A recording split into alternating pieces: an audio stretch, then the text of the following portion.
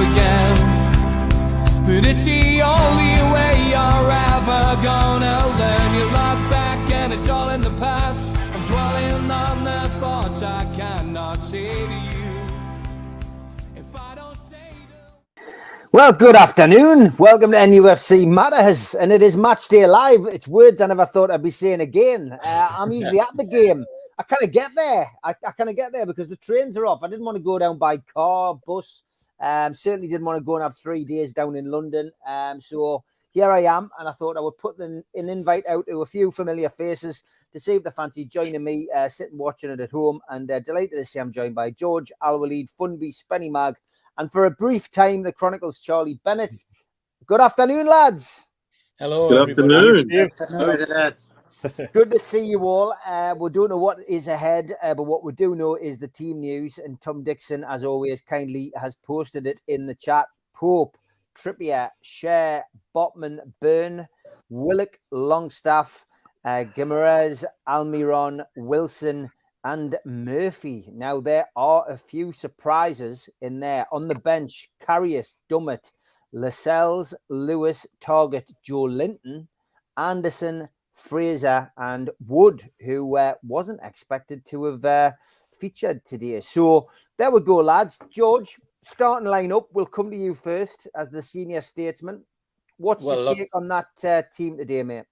Lots of surprises, but I think from my commentary about the team the other night on Wednesday was that I thought that Byrne would be in as with Botman to suppress the centre forward. You know, it's clear that's what that's about in my view. I'm very surprised that Joe Ellington. I thought he was a shoo-in to be playing. I'm not sure why he's not, but maybe I was seeing something in the Fulham team that needs a different approach. I don't know. And Jacob Murphy in. I'm a bit like Spenny. I'm not sure why he's in. If he wanted a speed merchant, why isn't Fraser in? Fraser's been red hot with Scotland this week. Why not give him his head today? But he's chosen Murphy. I don't know. Maybe he's given Fraser a rest. But there are some surprises. However, I still think there's enough in there to upset Fulham, who I think are short of one or two of their players as well, aren't they? I think they're short of one of their midfielders who's quite a creative character today. So, one or two surprises, but I still think we should have enough to get something out of the game. Yeah, okay. Al-Walid, your take on the starting lineup for Newcastle United? Yes, but first, how are the lads? And it's really thank you, Steve, for inviting me for Matchday Live. It's been a while, and it really get emotional and bring a lot of memories. And I remember Fambi. Fambi have a long hair now. It's been a while. The hair's getting longer, man. It's growing. Amazing. Really appreciate it, Steve. And for the George is here, George is there. I see my lineup.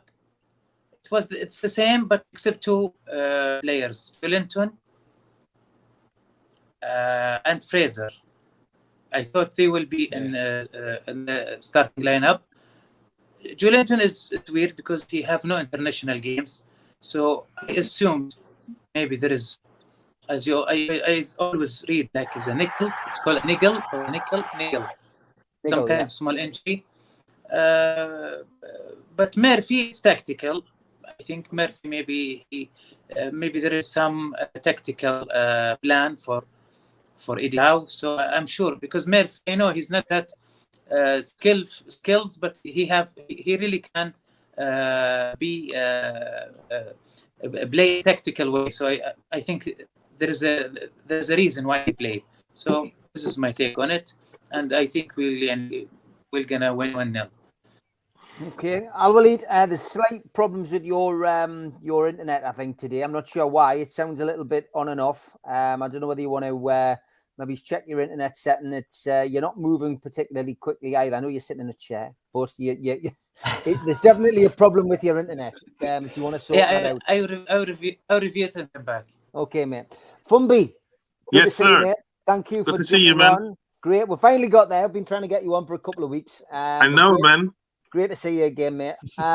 Yeah, your take on the lineup. We've also got Fulham's. There's the starting lineup for Fulham. Lino and Babu, Tosin, Reem, Kurzawa, Chaloba, Reed, Andreas, James, Mitrovic, Dekova, Reed. So Mitrovic is in. That was the big talking point, I guess. Would he, won't he? I think we all knew we would. But yeah, Newcastle's lineup. What's your take on that, Funby?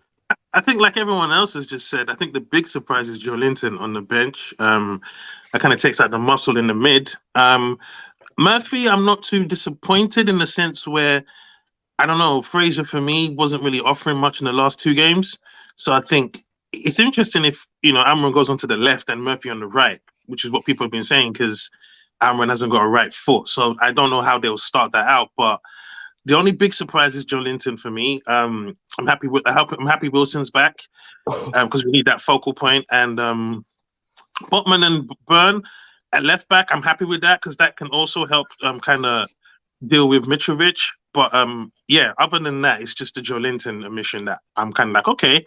But hopefully we can get something, hopefully. Spenny, your take on this team? Before we came on air, you weren't very happy seeing Murphy's name on the team sheet.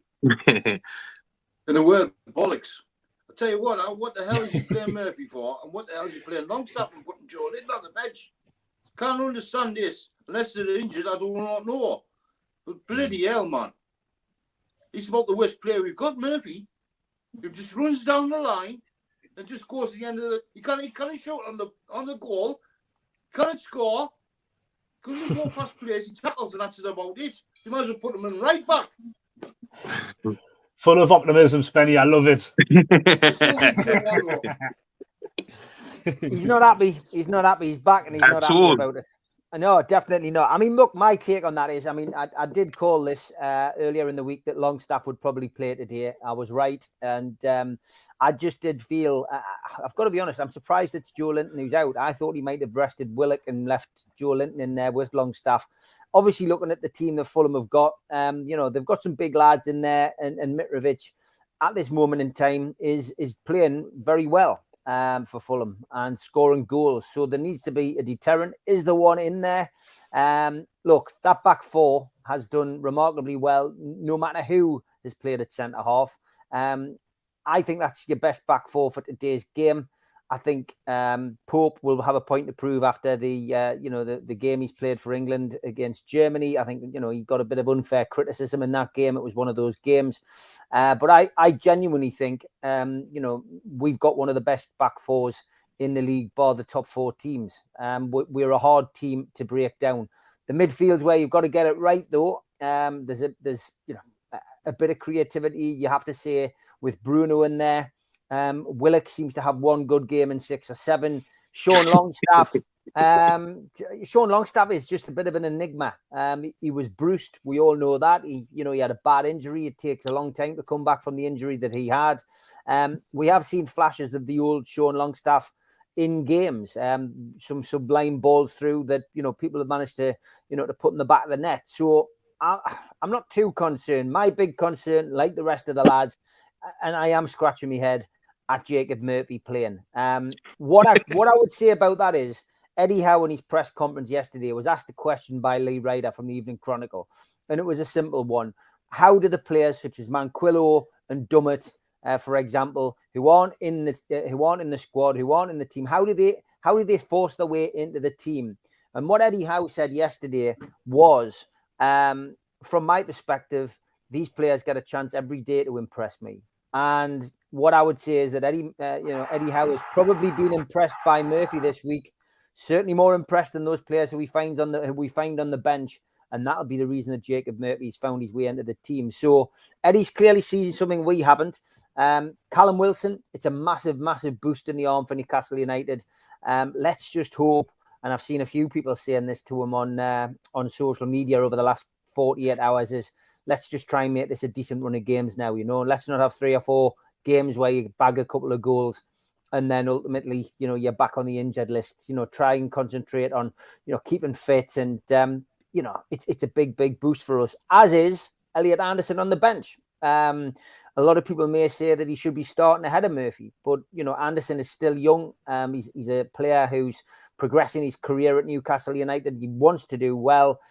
We want him to do well. And again, Eddie Howe is certainly going to nurture this kid and bring him on when he sees fit. So for me, it's obviously all down to Eddie Howe. His head's on the chopping block with decisions over the course of a season.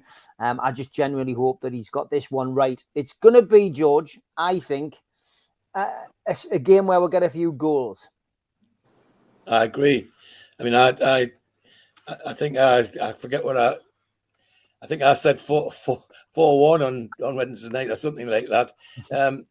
I too think there'll be goals as well. And it may be that the thing that Eddie Howe's seen on Murphy, maybe he's seen a way of using Murphy's pace to link up with Wilson.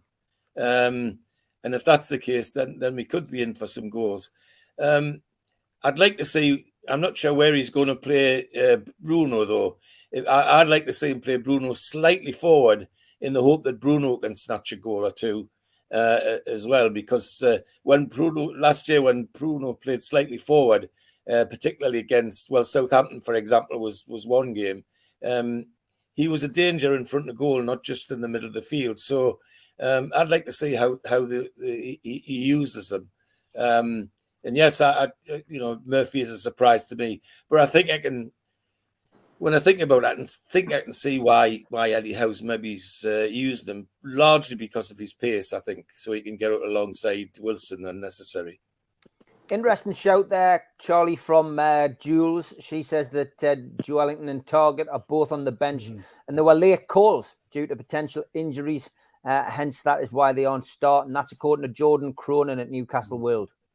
Yeah, that's an interesting one because in the press conference, Eddie Howe was asked about his international injuries, but Joe Linton was obviously kept under the radar. And that is the big blow when you look at the when you look at the teams. I'm just looking at Spenny. Is he on his tactics board there? Yes, I think so. Yeah. But yeah, obviously the big omission from the side is Joe Linton. That is a miss. But I would prefer to look at it a little bit more positively. You know, the past couple of weeks with when Callum Wilson's been out. You know, we've had a lot of the ball, but we haven't really managed to have that cutting edge, that sort of that prolific streak in front of goal. And with Callum Wilson back on the side, you know, we've now got that. Even when we're playing under Steve Bruce, when it was sort of negative football, we weren't creating much. Callum Wilson was still able to nick a goal and just like nick a result through having the out and out number 9 that craves scoring goals. So I hope, you know, obviously Murphy, the lads have previously mentioned there that he's not the most creative player, but we have got Bruno in the middle. You know, Willock's got legs, Longstaff's got legs to get in the box. Hopefully they can create something for Callum Wilson today. And I'd just like to touch on Fulham's team sheet a bit. Dan Burn, yes, he's playing left back, a position he has played before. I think he played there against Brighton earlier in the season. Yeah. He wasn't really tested against Brighton. You know, we know Dan Burn, he's a steady Eddie. He's going to put himself about, get stuck in, but he's not the quickest. Now they've signed Dan James on loan from Leeds. I wonder if he's going to start on the right today, and maybe Dan Burn's going to get a bit more of a test because Dan James, is rapid. So that could be an interesting little battle today. Good point, that. Good point, yep. And, I mean, look, Mitrovic is the big threat, but you're right. Dan James could cause us problems down there. And, of course, Fulham will want to get off to a bit of a flyer, get off to a good start. They'll be putting all the pressure on us in that first 10 or 15 minutes. Spenny, it's one of those things, isn't it, when you look at these kind of games, you know, George there with a 4-1 prediction he was saying earlier in the week. But when the teams come out, you can look at it and go, I don't know, but I still think there'll be goals, Spenny. Do you? Yes, there'll be goals, obviously, because we've got the two strikers, the best strikers in the both teams on, really, haven't we? We've got Wilson on and we've got Mitrovic. And just a shame Max isn't on, that support there for Wilson. But I can see it just nicking a 2-1 win myself.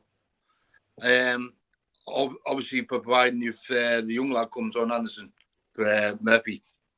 You know what I mean? I can see us winning 2-1 today.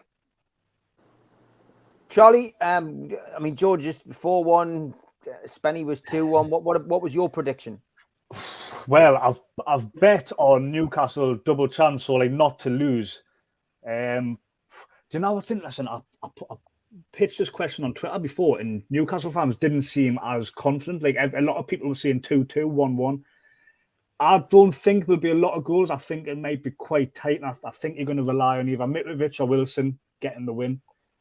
But I'm a glass half full kind of guy, so I'm going to back a Newcastle win. I'm going to say 1-0, Callum Wilson. Yeah, I've gone for 1-0. It's something, and I was 2-2 most of the week until I knew Wilson was available, and I've gone 1-0 as well. What did you say, Al Walid? Yeah, I expect 1-0. You're a 1-0 as well. Funby? I think we'll get a 1-0. We don't concede, especially against teams like that are not in the top four. We just don't concede like that. So I'm confident with that. I think maybe 1-0. If we I'm just worried about going forward. I'm not really worried about our defense this season. It's more like creativity. So possibly 1-0. Yeah, I'm agreeing with you. I think it's we've built some solid foundations there, with the goalkeeper and the defenders that we've got at our disposal. So yeah, 100%. I think Newcastle, have got nothing to fear on that front. If the worst happens today, George, if we don't pick up the 3 points, and then next week we don't get maximum points against Brentford, do you think there's going to be? We heard people booing at the last game. Do you think people are going to start questioning, Eddie Howe? It's something which we've spoken about on the show before, but football fans are fickle, George. They are indeed. But I mean, before all of that happens, even after last week, there were people on social media already calling for Eddie Howe's head, which I just found laughable. They need to have a shake of their heads, because if we hadn't been robbed by VAR, we would have been in the top 3 at the moment. That's where we would have been. And the fact is, I still am optimistic enough to think that there's enough skill in this Newcastle team to beat Fulham, and beat Fulham handsomely to get off to a good start. And I agree with what people are saying about us defensively. We are difficult to score against. There's no doubt about that. Yes, Mitrovic is on fire at the moment, and he was the other night again in the internationals. It's interesting that he hobbled off with his ankle all strapped up, and people were thinking he wouldn't make today. Well, one wonders how bad that was, or is he shielding it? Is he going to go for it? Let's wait and see. But I'm still optimistic enough to think that we'll do well. And yes, if it doesn't go right, people will be calling for Eddie Howe's head. It's the nature of the beast, I'm afraid, ever was thus. I mean, but having lived through all sorts of drama, I'm actually still enjoying what's happening at the moment. And for those of you who aren't regular viewers, George does Those Were the Days. We did a one this morning. George, it's someone's birthday today. Ian McFall. Liam McFall. Yes. Yeah. A legend at Newcastle United, of course, the Fairs Cup goalkeeper. So happy birthday to Ian. All of £7,000 from Crusaders. Fantastic. Charlie, Newcastle fans, as all fans are, as I mentioned to George, are fickle. There was a bit of booing. It wasn't a great deal of booing at the match, but we know what people can get like. And you pay your money, you can do what you want to some people's feelings. But is Eddie Howe going to feel some pressure, do you think, if we don't get the results over the next couple of games, and then we go into Manchester United, and it's not a happy hunting ground, Old Trafford, for Newcastle, and then you're quickly approaching that break in the season, and suddenly Newcastle haven't won a game, and since the early months of the season, and the pressure's on. I think there's always going to be that pressure to deliver, especially with the sort of direction that the club's going in. But I think any fan that looks at how Newcastle have played, certainly the performance levels so far this season, and bearing in mind the injuries as well, and say if we got beat today, and if any fan was looking at wanting Howe out, I think that would be beyond fickle. I can't even think of the word. It would be like super fickle.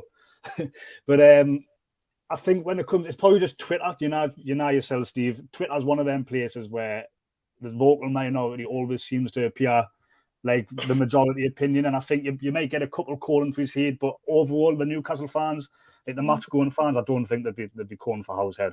I think you look. I read a brilliant piece. It was by one of the writers on NUFC blog, and it was like a stats breakdown of like Newcastle from January onwards, Newcastle, like the back end of Steve Bruce, and Newcastle now, and like everything in terms of like chances created, like possession, bear in mind we've played Man City and Liverpool this season. Everything was like way ahead of where we've been previously. So I think, once he gets his players back from injury, imagine, lads, like we haven't even seen St. Maximin, Wilson and Isak play up front together. Like if we were going into Fulham the day, would be thinking 3 points were up for this. Let him get his injuries back in and see what he can do, because he's proven his magic so far.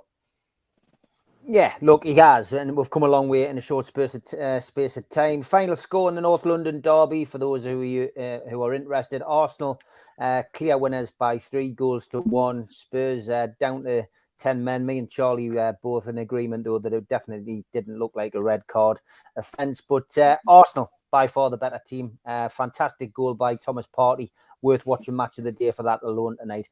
Spenny, criticism from fans, something we hear, because when you go home or away, people, as I say, you pay your money, you can say what you want, but is it a bit unfair to start criticising Eddie Howe's team at the minute? Totally. End of the day, we drew, didn't we? We should have won the game. Fair enough.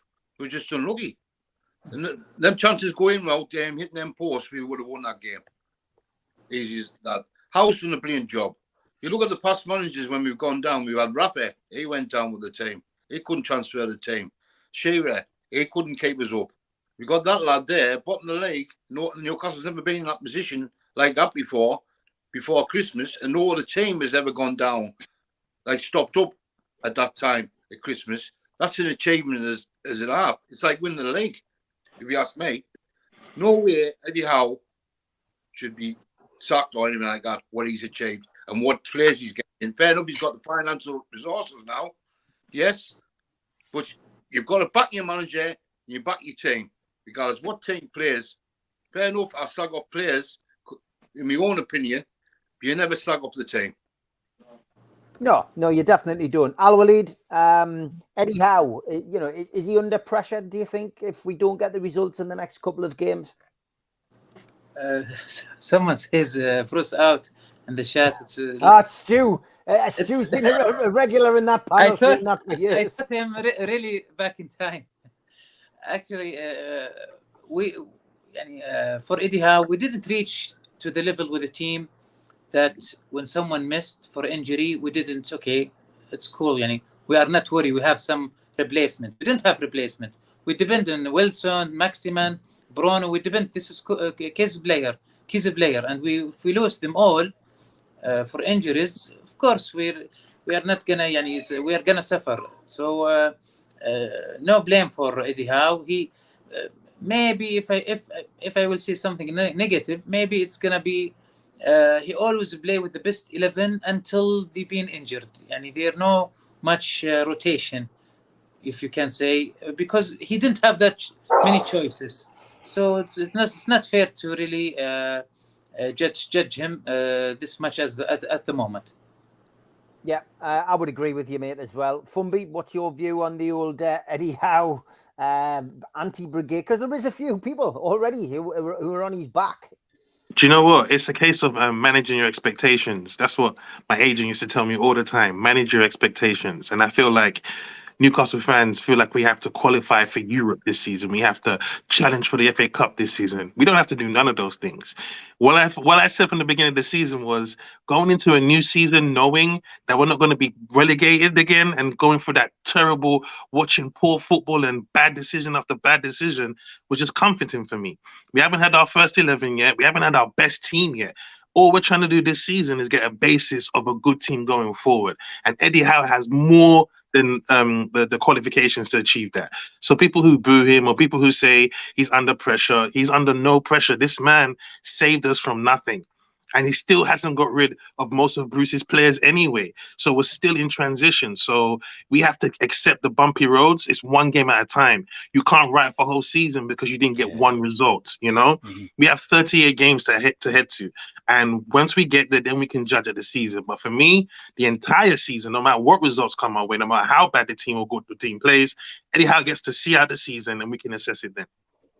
Great stuff. Just over half an hour before kickoff. As everybody knows who watches the Three Amigos, we have Andre from Bulgaria, Toon Stato, to give us the lowdown on the opposition. So just a little replay of last night's stuff from Andre.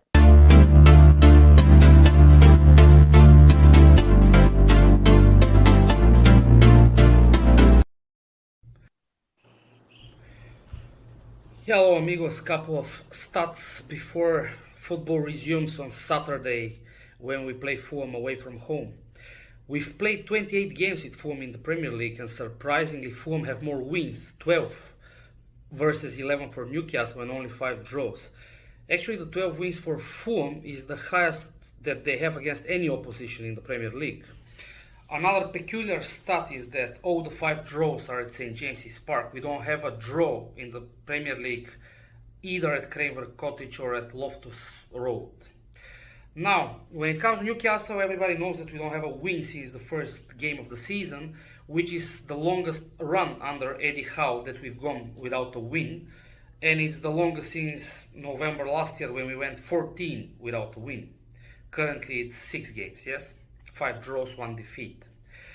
Now we face a certain Mr. Alexander Mitrovic, who's on fire lately. He has scored 6 goals in the Premier League out of Fulham's total 12. He also scored 4 international goals during the week, taking his tally for Serbia to 50.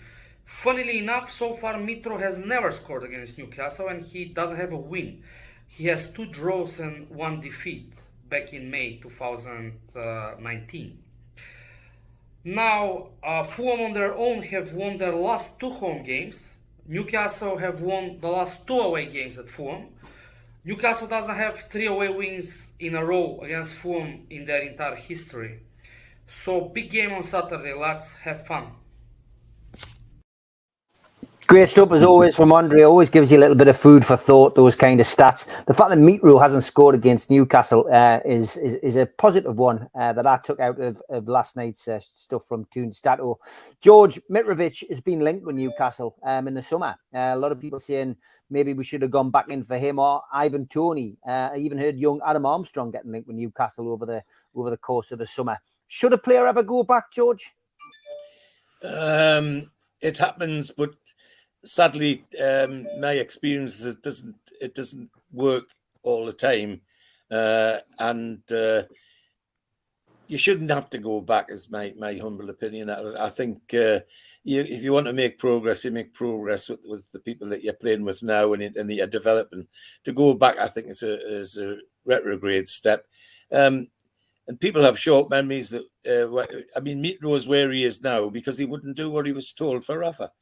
He was, he was doing stupid things like elbowing people off the ball and getting sent off and all that sort of thing. Well, I'm glad to see he seems to have curbed that.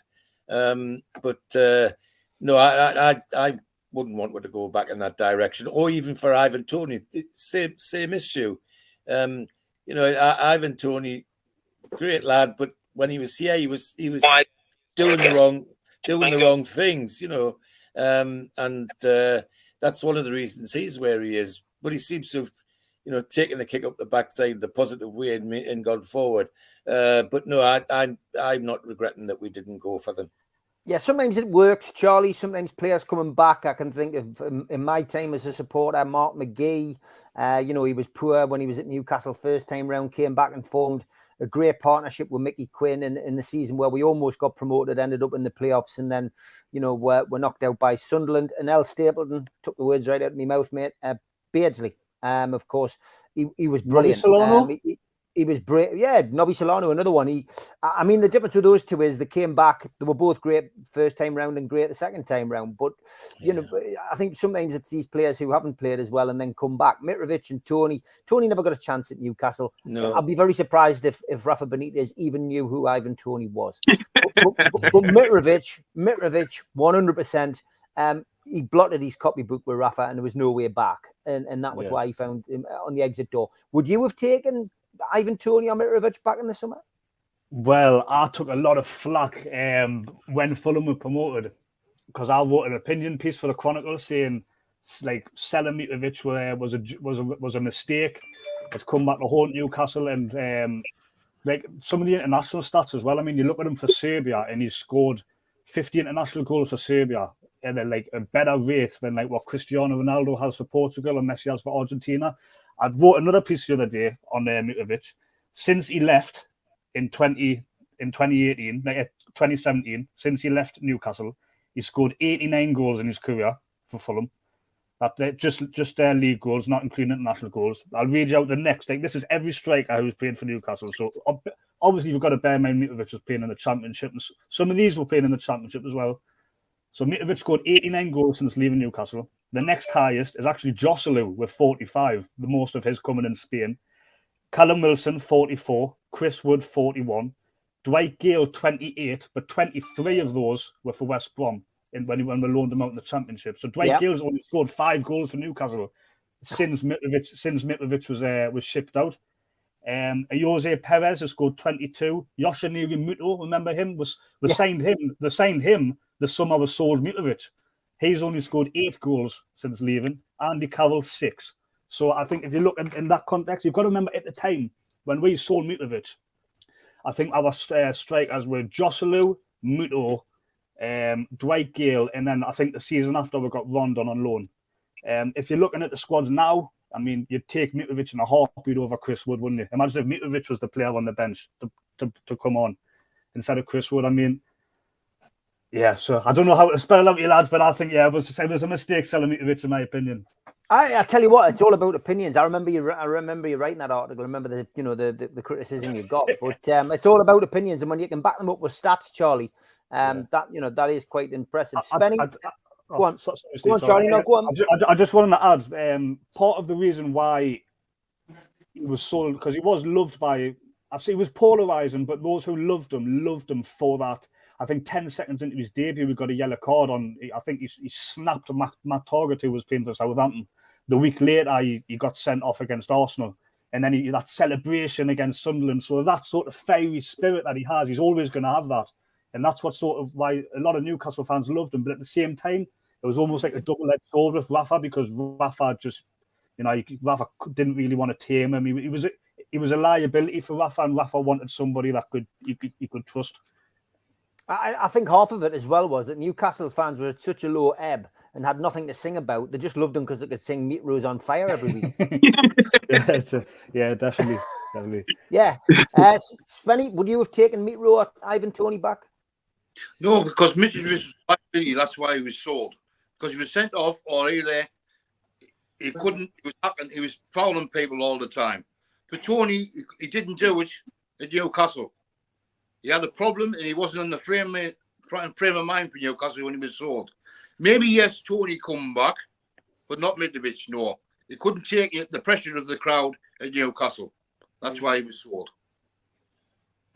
Okay, Al-Walid, what's your thoughts on those two players? If you look at them now, they are in first squad of their teams. But if they are Newcastle, they will be substitution. So now, and Eddie Howe play with one striker, not 2 striker. So will not be that used, and I don't think they are. Now it's different. Yeah, I mean, for me, I wouldn't have taken either of them back. I think once they've gone, they've gone. Mitrovic, great striker, like Dwight Gale in the Championship, can do it at that level. Very, struggled, I thought, to do it in the Premier League, but he's proved us wrong so far this season. Done well, and grabbed the goals. Funby, yeah, he will not be happy. He will not be happy to be substitution. So. No, definitely not. Funby, what's your take on these two players? Would I take Ivan Toney? And we just brought in Isaac, I'm looking. Yeah. I was trying to get Holland or Nunes. I'm not looking at those kind of names no more. Like, that's for Everton and Villa to struggle with. That's like saying, would you take Ollie Watkins right now? No. Like, we're moving up. I like Mitro. I respect him now. I like that he's got his feet, but he's found his place in Fulham. We are looking way higher than what Fulham are ever going to try and look at right now. So, good for him, but we got bigger fish to fry right now, and I'm excited about that. I'm not looking back at those two kind of players. There's another young lad for Fulham, Mbabu, right back. We had him as well. He was. Yeah, we did. But he's always up and down, though, right? Like, he's always up and down. Like, he looks like he's gonna go, but then it doesn't happen again. So I don't know. It's really weird with Mbabu. Yeah, strange player, Mbabu, but again, quite young at Newcastle. I like to add as well, when you're a striker at the club, the team plays for that striker. 100%. For Mitrovic and Toney. Yeah. Yeah, I think you're right. That's a good point you make, Spenny, because I personally, everybody knows I'm very defensive about Chris Wood. Not because I think that the guy should be playing week in, week out and should be Newcastle United's number 9 and should be building statues of him, but because I appreciate somebody who comes in and grafts like he did to help keep us in the Premier League. And that 9-game run where Chris Wood had to play up front on his own was great. But let's face it, our team is not set up really in a goal scoring way. Eddie Howe sets it up in a defensive way. We try to play and catch people on the counter attack, and it's a thankless task for the likes of Callum Wilson, Chris Wood, Isaac, who've all had to play up front on their own. They don't score many goals because the team's not set up like that. If it was set up in a 4-4-2 and Chris Wood was playing alongside Callum Wilson, I think Chris Wood would get goals. And that's the difference, as you say, with Mitrovic and the Fulham team. It's all built around Mitrovic scoring goals. And if you take Mitrovic out of that, they have to have somebody to come in and do that job. And if if they miss Mitrovic, then they tend not to score goals. I'd love to know what the stats are for that, but I can imagine that they don't win as many games without Mitrovic. And that's the same with everybody with their main striker. But yeah, it's a good point that you make there. We have made a signing. We have made a signing, lads. Go on. The right back, right winger, not actually a striker. If you look at his goal tally abroad, Isaac, yeah, out striker. He's there to support the striker and get into the box, take on players and score, yes, but he's not a goal poacher. No, of course he's not. And of course, probably the worst thing that could happen to him is to go to Anfield, score a beauty of a goal, have an excellent goal chalked off offside due to VAR, and everyone's thinking he's going to be the next Alan Shearer, when in fact he's not. That probably counted against him. It was a great debut. Luckily enough to be there myself to see it, but that probably counted against him massively. New signing, lads. George. Again, Newcastle taking advantage of young players and young players wanting to come to Newcastle. Something we touched on Wednesday, but Garang Kual is a young Aussie lad, 18-year-old forward, and he has travelled to Newcastle, signed up on the dotted line, and has impressed everybody just with the way that he speaks about Newcastle. His comments, just a couple of quotes. He said, "It's unreal. As a young boy in Australia, the Premier League's the main thing that everyone watches. Nobody actually thinks they'll reach those heights, and to be one of those people, to be in that position I am, it's amazing. And now that I've signed for Newcastle, I want to train hard, play hard, and hopefully go to the World Cup and come back here in January." And Eddie Howe, in his chat about the young player that we've signed, he said he's a young player of huge potential. It shows where the club wants to go in terms of signing young players and trying to develop them in our system for them to be Premier League players in the future. He's had a dramatic rise and he's in a position that excites everybody, but there needs to be some patience shown. We need to look after him and he'll go out on loan to learn and develop behind the scenes. And hopefully when he comes here, he can play a part in our future. So exciting times, George. Another youngster coming to Newcastle. Well, exciting times, and adds to the optimism others have said about the looking up there instead of out there. We're now not just looking at local talent, national talent. We're looking at international talent, which I think is fantastic. And it's clear that somebody's tipped Newcastle off about this kid, and they've watched him and made sure he was for us. And I think it's the important thing for me is that we're in there batting for these international talents, not just local ones, against the likes of Barcelona, etc. And the fact that he's chosen us means somebody in the background has been doing a lot of hard work to sell Newcastle United. And I think that's the most important thing about it. Yes, the kid's obviously a great talent. And I think I said the other night, I was very impressed with his confidence at his interview. I mean, that for an 18-year-old, that was great. And seems to have already bought into the Geordie culture. You know, he's there and already got it off. He's saying all the right things at the moment, and that's smashing. But for me, it's the fact that the club's looking far and wide, not just on our own doorstep, to get national and international talent to come into Newcastle United. And I think that's fantastic. Charlie, last year we were cursing the departure of Bobby Clark to Liverpool. I mean, he's gone on to make his first team debut under Jurgen Klopp there now, Lee Clark's son, of course. But there's been a major change since the takeover at Newcastle with young players wanting to come to Newcastle, and Newcastle snatching up some of the best youngsters from home and abroad. Yeah, I think this is a signing that Newcastle don't make if we don't have a sporting director like a Dan Ashworth in there. Yeah. This sort of signing has Dan Ashworth's mitts all over it. I mean, he did an interview for BT about 3 years ago or so when he was at Brighton. He did a pitch side interview, and he sort of went through his sort of 6 pillars to describe his job as a sporting director, and one of them was focusing on the academy. Now, we all know that the Newcastle training ground in the academy has been it's been below par, hasn't it, by Premier League standards for years now. I mean, even like looking at the North East in general, it's always sort of been regarded that Sunderland Academy was always better than Newcastle's. Now, I think obviously that's going to change in the coming years, and getting players like Kuyol in. I mean, Barcelona were after this lad. He's 18-year-old and he made his debut for Australia the other day. I think I might be right in saying, if he ends up going to the World Cup, he might be able to come to Newcastle in the new year. I don't know. It'll help his visa. Yeah, the more games he gets to the World Cup, the closer he'll get to getting his visa to be able to come and play here. Yeah. That's right. Spot on. It's definitely one that Dan Ashworth's doing, I think.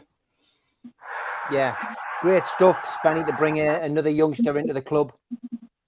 I tell you what I look at when there's a sign up in Newcastle, when the video of them coming into the ground, going down that tunnel and having a look at the stadium, and how many pictures did that young one take of it. It shows him how he's going to play for Newcastle, how privileged he is he's going to play for Newcastle. Because that's what I look for when a new signing comes in, how much they're taking about how good that stadium is. Yes, I think he's going to be a cracking player. I think he'll go on loan to Portugal, what I've heard. Go to Benfica. We've got links with Benfica at the moment. He'll probably play a few games over there. Get his appearances, like George and Charlie said, up. Go to Australia in the World Cup, play there, and then be back in the Aldale. Just put him in the young ones, the under-23s first, see how he gets on, how we'll just progress him like he has with the other team.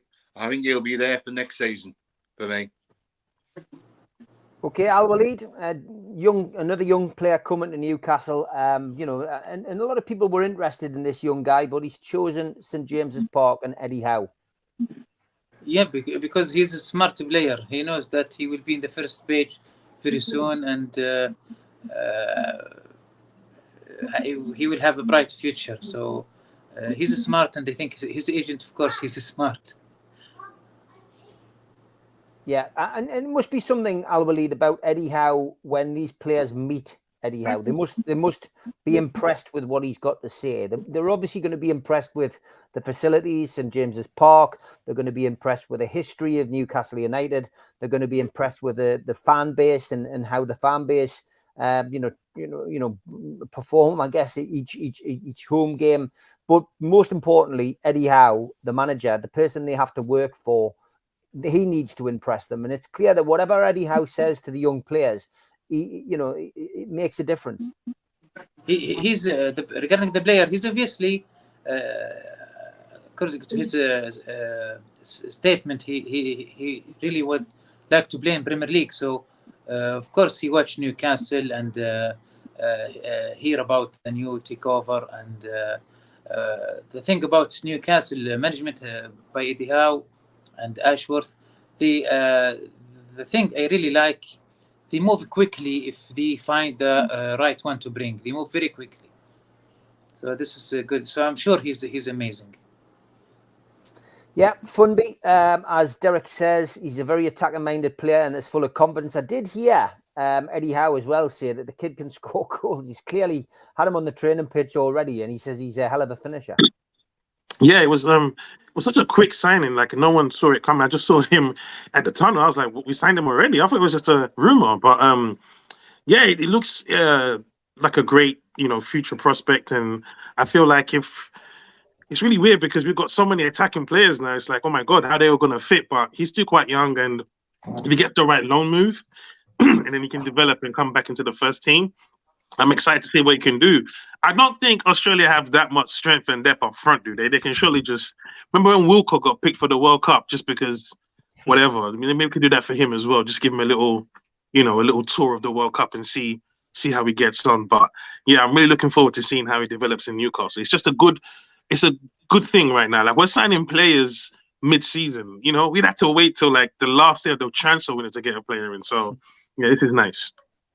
Derek says, we've not had a good academy for a very long time, but now that is the focus of the club. There'll be plenty of Geordie talent in the Premier League in years to come. Yeah, I've been back to 95, 96 era when we had all the young uns coming through, like Lee Clark, Steve Watson, Steve Howe. Good days. Also, another player that's come in, which Barry's mentioned. He says, what do you guys think of getting Amdou Diallo on trial? Is he another future gem? I would say so, George. And again, we've touched on it, so we don't need to drag this one out. But yeah, it's just another player, isn't it? I think he was at West Ham, and it's just another youngster coming. We're building up the academy, and I think obviously the inclusion of people behind the scenes, such as Dan Ashworth, this was something that he did so well at Brighton, and in Newcastle are, although we'd love to be up there with Man City, Chelsea, Liverpool, Manchester United, Arsenal at this moment in time. It's the Brightons, etc. The Newcastle really need to concentrate on catching up with at this moment in time. Well, when I saw that name, I thought, well, what are West Ham doing? Because the little I've read and seen about this lad is that he's very highly regarded, and I'm puzzled as to why West Ham have actually released him. So if our people think they can make something of him, then good on them. Let's have him here. It's a good time to try him out. They can look at him at the leisure in the younger teams and get the sauce out of him. But I have to say, my big surprise was that West Ham had let him go, because everything I've read and seen about him is that this kid's got quality. Yeah, I mean, you obviously in your journalistic capacity, Charlie, have you had time to have a look at him online or read up on this kid?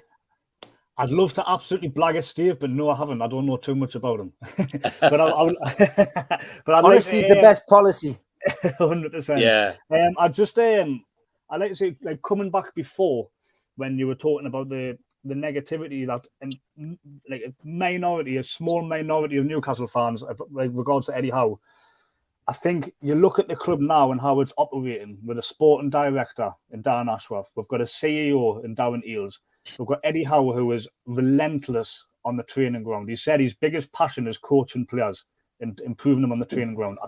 You've got to say that the club's working in the right direction. If Newcastle were to go on a bad run of form and people were to get on the manager's back, I think we'd have to ride it out a bit and give Eddie Howe a chance, because if you pull him out, then you've got a bit instability there. I think right now we've sort of got a stable club that's moving in the right direction gradually.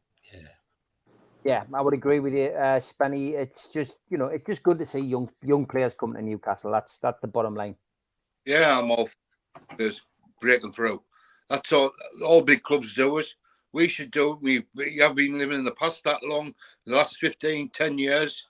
Maybe only got the Longstaff brothers come in, and that's about it. You know what I mean? We need to get them young lads in the team and playing and making sure we get them up and because you know yourself, George will tell you, and the rest of you tell you, when you're a young lad, 18, 19-year-old, all you want to do is play football and impress people. So what's going to come on the pitch to do? He's going to try his best, give 100%, and get as many goals as he can. Yeah. Okay. Al-Walid, it's another youngster that's been linked. Derek, again, chipping in, says, I think the Howe detractors are a sign of the times.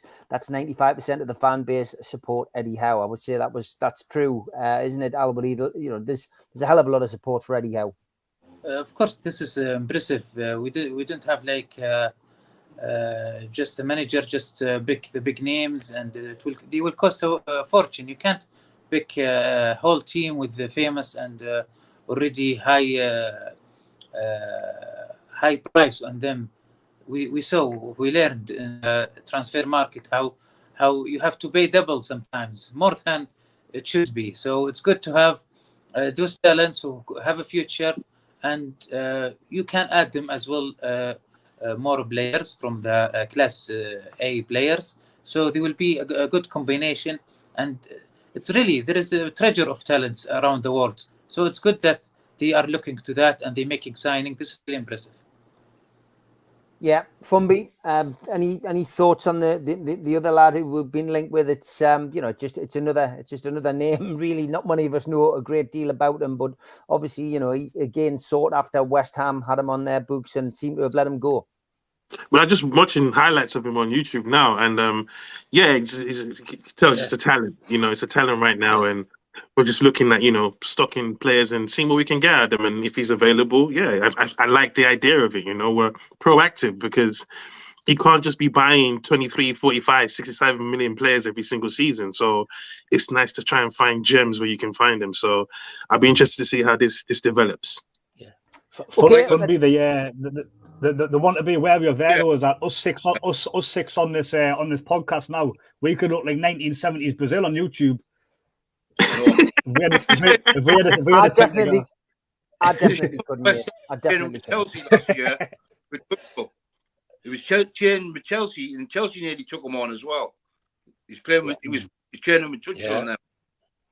Sought after. That's definitely what he is. And Newcastle United now have him at the club. So 6th place Fulham take on 11th place Newcastle. This is the team today. Nick Pope in goal. Kieran Trippier captaining the side. Fabian Schär, Sven Botman, Dan Burn, Sean Longstaff, Joe Willock, Bruno Guimaraes, Miggy Almiron, Jacob Murphy and Callum Wilson. The surprise on the bench, I think we've all agreed, is Joe Ellington, Karius, Dummett, Lascelles, Lewis, Target, Wood, Fraser and Anderson. And Jordan Cronin reporting that Target and Joe Linton were late calls, not 100% fit, and that is why they find themselves on the bench today. As for Fulham, there is your starting lineup. Lino and Babu Tosin, Ream captaining the team, Kurzawa, Chaloba, Reed, Andreas James, Dakova, Reed, and of course Mitrovic. He was never going to miss this game, not in a million years. But as Toon Stato told us last night and today again, just on the replay there, Mitrovic has never scored against Newcastle. Are we tempting fate today? On the bench, Rodak, Duffy, Drop, Parks, Onaman, Kearney, Cabano, Harris, and Vinicius. And the Malcolm McDonald derby is what we're calling it. Of course, Super Mac, a great striker of these parts, but always but somebody who also came back and got a 4-1 result for Fulham against Newcastle back in the 80s. But yes, we're about 5 minutes away from kickoff. Go on. Bobby Robson derby as well. Because it was Bobby Robson derby as well. Yes, you're not wrong. Absolutely. Kilburn. No problem. Well, 5 minutes to go. We've got to go and let Charlie do some work. Give us a bit of a plug, Charlie, where people can find your work, mate. Well, Chronicle Live, Chronicle website. I'm not one of the main Newcastle Uniteders yet, but I do contribute on there quite a bit, and I'm at Charlie Bennett on Twitter. So great stuff, Charlie. Have a good afternoon, mate. Let's hope the football doesn't spoil it. Thanks for jumping on for the first hour. Have a good one, Charlie. Nice to speak to you, lads. Catch you later. And you, Charlie. Thank you. Take care. Great lad, Charlie. I'm sure he'll do very well. And replacing Charlie, we've got a substitute. It's roll on, roll off. Here's Darren, regular on Monday night. How are you, Darren? Not too bad. Just got in from graft, so hopefully you'll win today, I go on the mate. We've all made our predictions. It's a mixed bag. Some of us going for the draw, some of us going for a win. What do you think today, and what do you think of the starting lineup? I don't want to draw, but I'll take a draw. But I'll 2-1 win. I'll go for. That's me positive for the day. 2-1 win, you're predicting, as the teams are lined up and coming in the tunnel, certainly on the feed that I've got. Thank you to Spenny for sorting that out. The team there, as I said, Nick Pope, Kieran Trippier, Fabian Schär, Sven Botman, Dan Burn, Sean Longstaff, Joe Willock, Bruno Guimaraes, Miggy Almiron, Jacob Murphy and Callum Wilson. What was the thing that pleased you about the lineup, Darren, and what was the thing that you groaned at? Dan Burn possibly playing left back. And Murphy. Murphy. I think that's what everyone. Joe Linton on the bench. And according to Jordan Cronin at Newcastle World, Target and Joe Linton were late calls due to fitness issues. So they're both on the bench, not deemed fit enough to start. But I think we all groaned a little bit at Jacob Murphy. But like I said, maybe he's impressed him in training. He must have done, Steve. See how he gets on, but I'm not a fan of Murphy. Like you run out our jazz with what to do. But he may come good the day, may deliver. fingers crossed for the lad. Yeah, fingers crossed. We all want to see Newcastle United get the result today. Barry Hogan says, hopefully Pope has a point to prove that he is England's best keeper today. And as the teams are now on the pitch, just getting ready to get the game underway. Just want to ask you about that, George. Nick Pope, it was great to see an England goalkeeper from Newcastle, it has to be said. And it was good to see Kieran Trippier involved as well. Again, shows us a long way. You know, we've come a long way in a short space of time, having people playing for England again. Oh, a million miles, in all honesty. I'm still convinced, as I said the other night, that Nick Pope will get the love and confidence of his coaches and his teammates back at Newcastle. Little pep him up, and he'll be as good as new when he goes on today.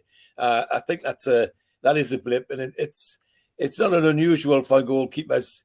A ball bouncing just in front of you, just as you're going to take it, is always a nightmare. And as I said again on Wednesday night, if you're a centre forward and miss 99 chances, everybody remembers the goal you scored. If you're a goalkeeper and you save 99 saves, everybody remembers the one you didn't save. But I think Nick Pope will be all right. I think he'll get his, as I say, he'll get the love of the coaches and the staff that he plays with to boost him again, to get his confidence back up. Yeah, definitely. Stephen Kennedy, welcome. He says, hi, guys. First time watching a watch-along 2-1 win for us, I hope. Young stars become better playing against men, says Steve, who also says that it was a big mistake not putting him straight in the team. Busby's babes come to mind. Derek reckons 3-1 to Newcastle. Has he got a point to prove, Funby? Has Pope got a point to prove that he's England's best keeper today? I mean, Aaron Ramsdale is his competition alongside Jordan Pickford. Of course, the Sunderland fans were having a field day about Jordan Pickford the other night, saying he was England's number one. But we're spoilt for choice with England goalkeepers. Is Pope done enough to get his place in the World Cup? Well, it all depends on how you look at scenarios in football, right? People say he spilled the ball. I said the defender should have been running in to clear it. So it's all about how you look at it, to be honest with you. Pope for Newcastle has been exceptional. He made a mistake. Keepers make mistakes every game. That was a tough mistake, but he will learn from that. Will he get the number one spot? I don't know. I know Pickford is hated at Newcastle, but for England, he's a very, very good goalkeeper. So it will be hard to knock him off that spot anyway. But for me, Pope has done so well for us this season. He'll put that behind him. I don't think he has to prove a point. If Pickford is injured, let's say, for instance, Pope gets the job. You know what I mean? You're not going to be looking around. So that one mistake can't define him as a goalkeeper. It just can't. Definitely not. Man United back in the 80s would have played Cowell right away, says Steve as well. It's horses for courses, different clubs, etc. And great to see Callum Wilson on the feed back in a number 9 shirt. Spenny, yeah, it's one of those things, Nick Pope. I mean, goalkeepers are always judged on mistakes. You know, not on the great saves they made. But is he England's number one, Spenny? No, I think Rex is, to be honest. But the thing is, for those of you who don't know who Rex is, he means T-Rex, little arms, Jordan Pickford. That hit me so late, Spinny. That was a great one. That was a very good one. But he will go on the plane. Yes, he will go on the plane. But Rex will be playing. But that mistake, he has a defence like we had last season. Yeah. We had Newcastle's defence before Howe took over in January. That defence of England was a poor defence. You had Lou Shaw playing, who's never played for Man United at least. You had McQuaid playing, who's never doesn't get in the team. And you know what I mean? It's like the cells and bloody what do you call them all the time? Playing Richie left back. What Clark. Trippier is his best player in that position. And why the hell is he not playing him? Yeah. You know what I mean? Yeah, I know what you mean, mate. I mean, managers do frustrate at times, don't they? They do frustrate at times. I've got on for the Everton game, by the way. You've got what, sorry? Your costume. Have you? Christ. Barry Hogan says, reading the story about Joe the Destroyer Linton hoping to get picked for Brazil I know the guy's improved, but can anyone actually see him ever playing for the full Brazil side? And what are we all watching it on? Different feeds by the looks of it, mate. They can't play Cowell. He's got to get visa points. Madness, but earliest he can play is January. Yeah, Darren, thoughts on Nick Pope? Is he England's number one? I would have said yes to leaving that mistake, but I don't rate Pickford. I think he's overrated, me personally. I'm not a big fan of him. Nick Pope, I think he's got to go to the. I think he's got to start for me. I'm not being biased there, but I like tall keepers. I don't like little dwarf keeper like Pickford is. I like keeper control the air, come up for crosses. Pickford doesn't do that for me. So me, Pope, and then I like Dean Henderson as well. But he's just behind Pickford. Pickford League. Okay, Newcastle United have kicked off against Fulham. The problem with watch-alongs, folks, is we'll all be watching different feeds. Goals could go in at any time. You might even see the goal before us.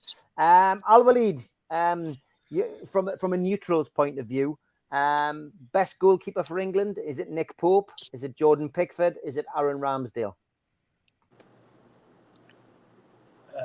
Aaron Ramsdale. Actually, I can't take out Aaron Ramsdale. I think maybe Henderson is better. But it's very hard for me. And I didn't watch him closely. Maybe if I try to be natural, I like Pickford in Euro. He really was tested, and he did very well. And we almost won the cup, the Euro. Nick Pope is amazing, but the problem is I didn't see him in difficult times. So I'm speaking of Southgate, I think, idea. Usually Southgate, I think he will go for someone he really been tested. Been really proved himself in difficult times. Because in Nation League, you can't, goalkeeper is a position you can't really, no mistake in choosing. You need some goalkeeper who's ready. But for me, Bob, he's really, in his way there. Look, I mean, the guy here used to not rate Pickford, but hasn't put a foot wrong for England. He loves the pressure as well. Look, Pickford, Spenny said Pickford's the better keeper. Me personally, Pickford hasn't put a foot wrong either. He's probably one of England's most consistent players. And when it comes to the big occasions, Pickford does rise to the occasion. The only time Pickford has a bad game is when he's playing Newcastle United, because he cannot take the pressure from the Newcastle fans. So, yeah, early scores, Liverpool 0, Brighton 1. Leandro Trossard has scored for Brighton in the 4th minute. Not much to shout. Go on. Not much to shout about. In Newcastle at the moment. Willock is down, clutching his ankle. I'm not sure. I'm probably about a minute and a half behind other people. It was a fairly innocuous challenge, but he landed badly. And not a great deal to shout about. Newcastle did have an early corner.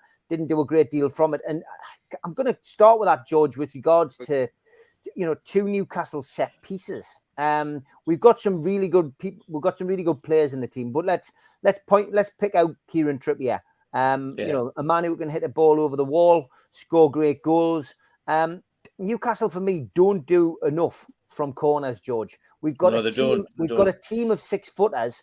Now, you played the game, George. You played it at a high level for Newcastle back in the 50s. From your perspective, what can they do to improve on that? Well, it's called practice, Steve. Is it as simple as that? Practice makes perfect. Yeah, well. Look how many times they can't get it over the first man. And that's key. That schoolboy stuff. We shouldn't be seeing that now in the first division, surely. It's about getting out on a training field and making sure you can get over the first man. And if we're not doing that, what are we doing? Yeah, I mean, Funby, it is frustrating, and I'm sure we'll see more examples of it in this game. Go on, get in! Oh, the post! Oh, God, yes, we did. You know what, Steve? It's embarrassing. I think we're too predictable in our corners because we always go for the 6-footers, and we're not creative with it. So everyone knows we're going to go for the tall guy, and we got like 3 tall guys. Our corners have been terrible. Every time we get a corner, I'm thinking, "Yep, Dan Burns, Shaw, and Botman. These men are in trouble." And then you're like, where did that go? So we need to be more creative with who we're going for and fooling the defense of our big players, because we should be doing way more problems from set pieces, way more. Dan Burn with a shot from just outside the box.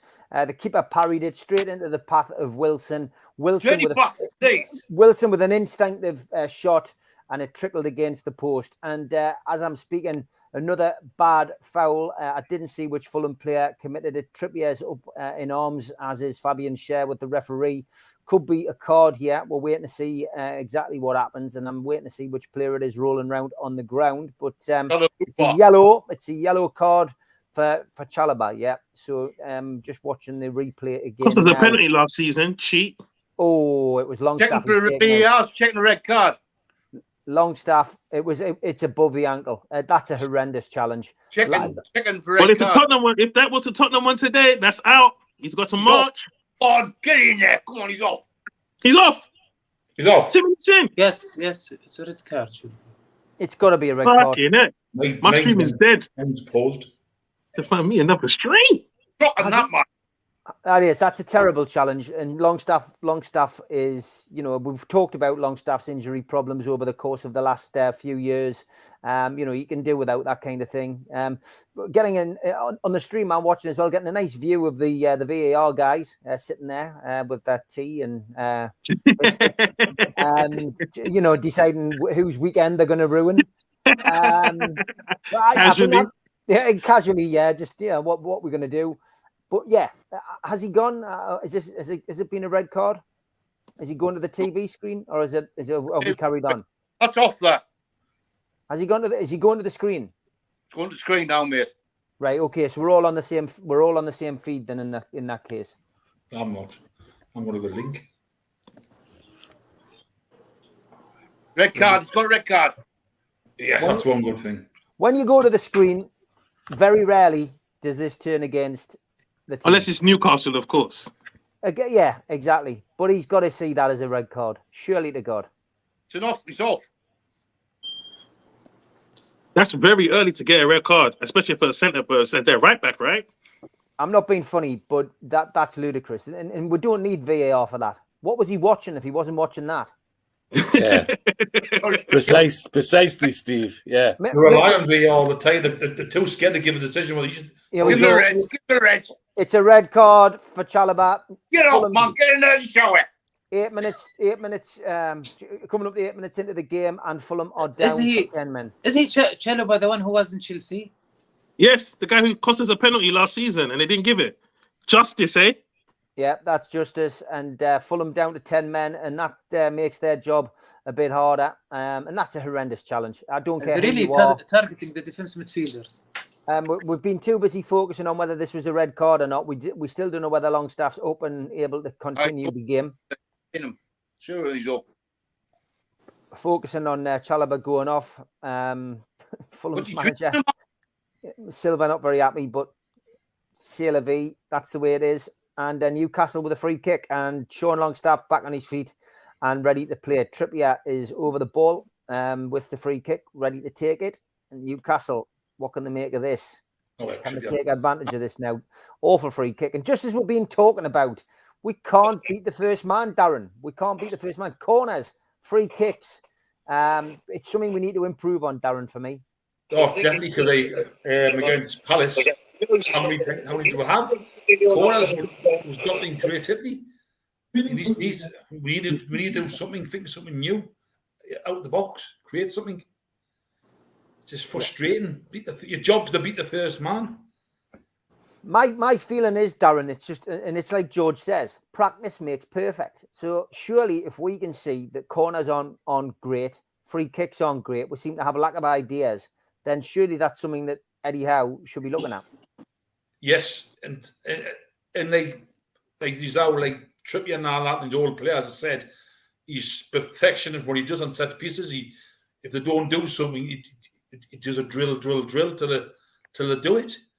And then it's just, you're not seeing it. That's the frustrating thing. But we've always been like that in corners, haven't we? Creating, never seen a good corner goal. Not many goals with him from corners, do we? No. Andrew says, I'm surprised Mike Dean or VAR didn't book Sean Longstaff for that. Yeah, I think you're right. Yeah, Sunderland 0, Preston 0. For those of you interested. Get in! Get in! You bastard! Well, we've scored. Not on my team, but we've scored. Who scored? Tell me it was Willock, please. I don't know. You haven't seen the stream yet. It's just come up with me through your phone. I can't get a stream either. I'm scrambling right now, guys. Well, I'm watching. I've just lost, man. I'm busy watching at the moment, and nothing on my stream yet. Just but up there, 1-0 Newcastle. Oh, mate, I'll be bad. Scored 1-0. Bet365 scored. He scored. Wilson scored. It's 1-0. 1-0. Wilson has scored. Lee Ryder confirms it on Twitter. It's a great ball out, and Murphy with a cross in. Fulham clear the lines. Wilson Big goal. Dan Burn again.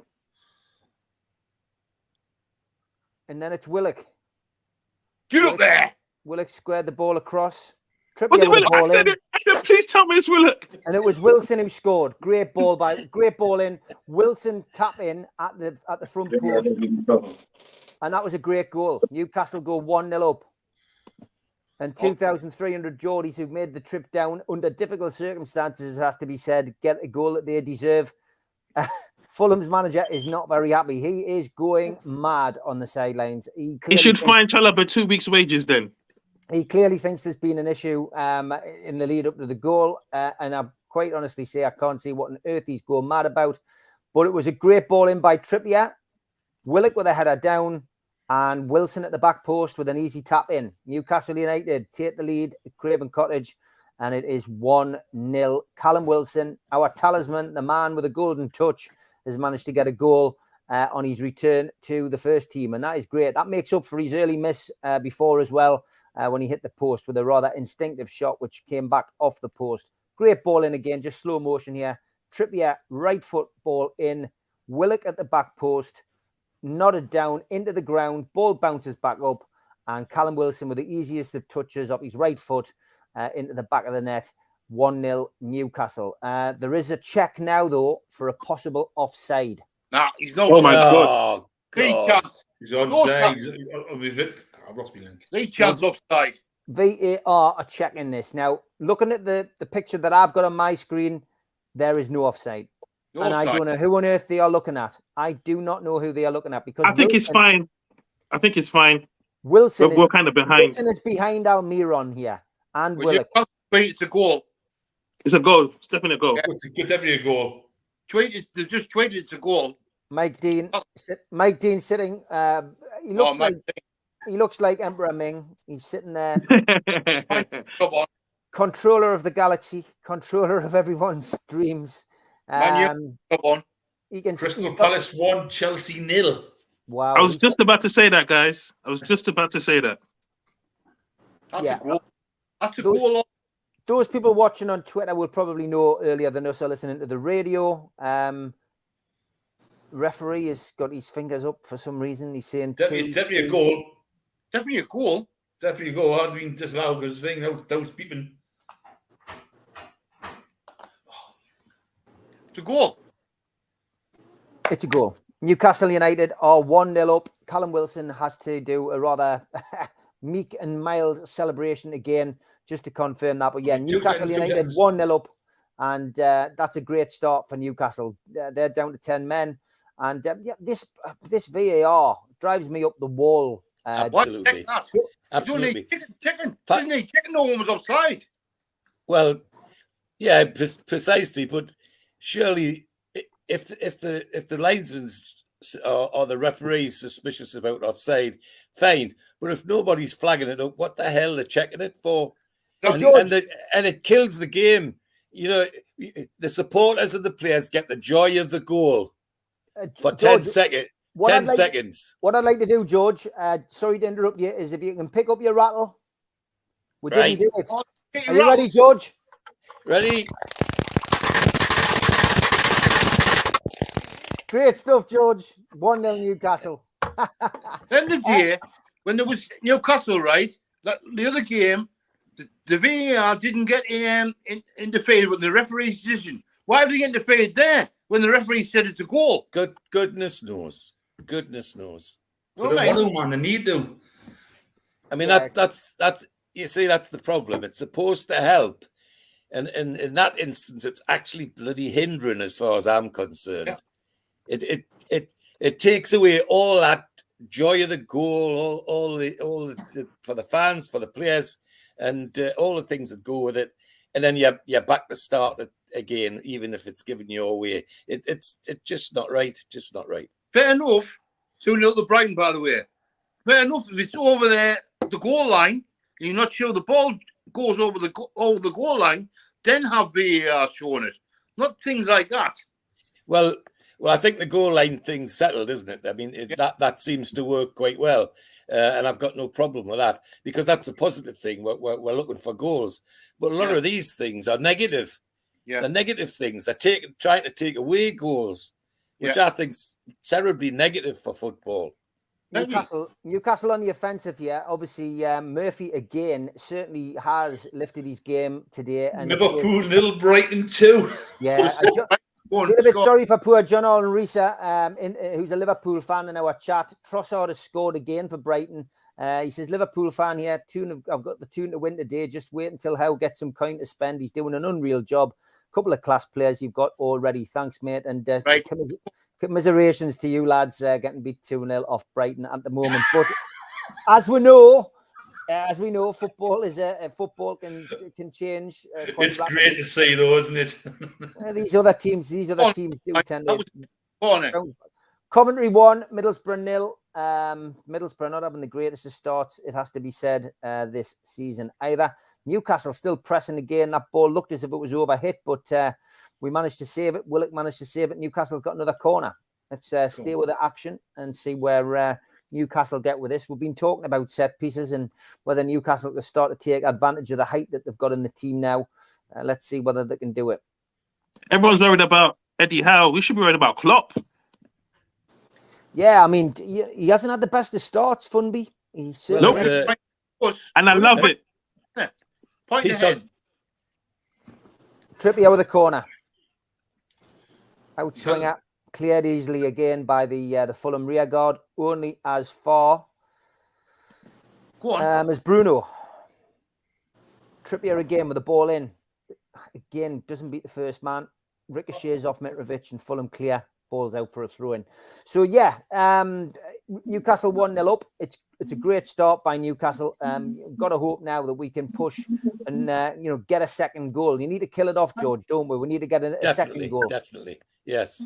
Yes, that would really put the icing on the cake as far as we're concerned. They've got to come at us. That's right. If they want something out of it, they've got to come and make it. And with 10 men, that's not always easy. No, it's not. Funby, VAR. I was talking to George about it there. I mean, are you a fan of it? Are you happy the way that it's impeded on the game, because it is very stop-start now, the Premier League? Yeah, the Palace game when it didn't work, I was confused. Like, we're all watching the same thing. How have you concluded to the wrong decision? Yeah. You're getting paid for this. Yeah. Like this, that makes VAR look bad. When it works well. Like when it works, like in when it's supposed to. Like the penalty, for instance, we got the handball decision. Yes, I want to see it work in that sense, but not when it's a clear-cut decision and you're like, well, we're going to give a foul for that. That just pisses me off. So I think the officials themselves give VAR a bad game because they're so poor at their job. Welcome to Dunnell, to the panel. Good to see you, mate. Newcastle 1-0 up and Fulham down to 10 men. Dunnell, good start. Excellent start. It's happy days start, that, isn't it? A red card, 10 men down, and now obviously Fulham got to go for it, but there'll be gaps at the back which we can exploit with our speed. And Mitro's been booked as well. Yes, he's yeah. So that was standard, though, wasn't it, guys? He's due a red card, isn't he? It's overdue, guys. If Carlsberg did football games, that's what you want. If Mitro gets sent off, Newcastle again with a chance. Trippier having a great game as well, it has to be said. Ball fell to Wilson. Top class player, guys. Top class. Yeah, absolutely. Bobbling around in the box again there. Newcastle couldn't get any advantage there, and it's an offside flag that's up that's going to halt Newcastle's attack on this occasion. The Liverpool fan, John, says, chasing City down has ruined us. We haven't gone out and replaced in the right areas. No disrespect to Milner and Henderson, but it's at 100-year-old midfield. Chris Banks, very good, mate. He says, I'm just craving for another goal. Oh, nice one. I see what he did there. Let's go back to this question. Spenny, I'll come to you first and we'll go the opposite way around. Barry says, Joe Linton, and the story about him getting picked for Brazil. He says, I know the guy's improved, but can anyone actually see Joe Linton playing for the actual full Brazil side? Is Joe Linton the next, the next breed of, World Cup winners with Brazil? I think so, definitely. You look at the Man U player. You got Fred there, and you got Kamaras now. Fred's not a fitting player. I don't know. Maybe he's better. He's like Pickford for England. I don't know for Brazil, but I watched Brazil only in the tournaments. But I can see them going into there. Bruno must be saying things to the Brazilian manager about him. You know what I mean about him? He's going to be there in the few years. How old is Joe Linton now? Is he 24, 25? Joe Linton? Yeah. Something like that. Yeah. Coming into the World Cup, maybe it's the next World Cup, and playing in the Copa America, something like that. The way he's playing now, he's transformed. If you watch Joe Linton, though, he's more of a tackler and a defensive midfielder more than an attacking midfielder, if you ask me. He gets his foot into. Yeah, I mean, I've got to be honest. Joe Linton has, has done remarkably well. I mean, he was, very, very poor in those early days at Newcastle. But the change that we've seen in Joe Linton has been, nothing short of outstanding. A lot of that's got to go down to Eddie Howe, but a lot of it's got to go down to the player himself because he's the man who has to change himself. And I know I slagged off Murphy before this game, but he's been man of the match so far for me. Well, it's funny what I said about Eddie Howe's press conference where he was asked by Lee Ryder. I will recap. He was asked by Lee Ryder, how does a player like Paul Dummett or Manquillo get in this team? And he said, players such as those who aren't in the team at the moment have a chance to impress me every day of the week when we are training. And that's a great point. And clearly, unlike Gareth Southgate and the international team, he clearly picks players who are on form, which is important. Darren, Joe Linton for Brazil, could you see him at the World Cup? No, not for me. If he was ever going to be in the Brazil squad, he would have been in a lot sooner for me.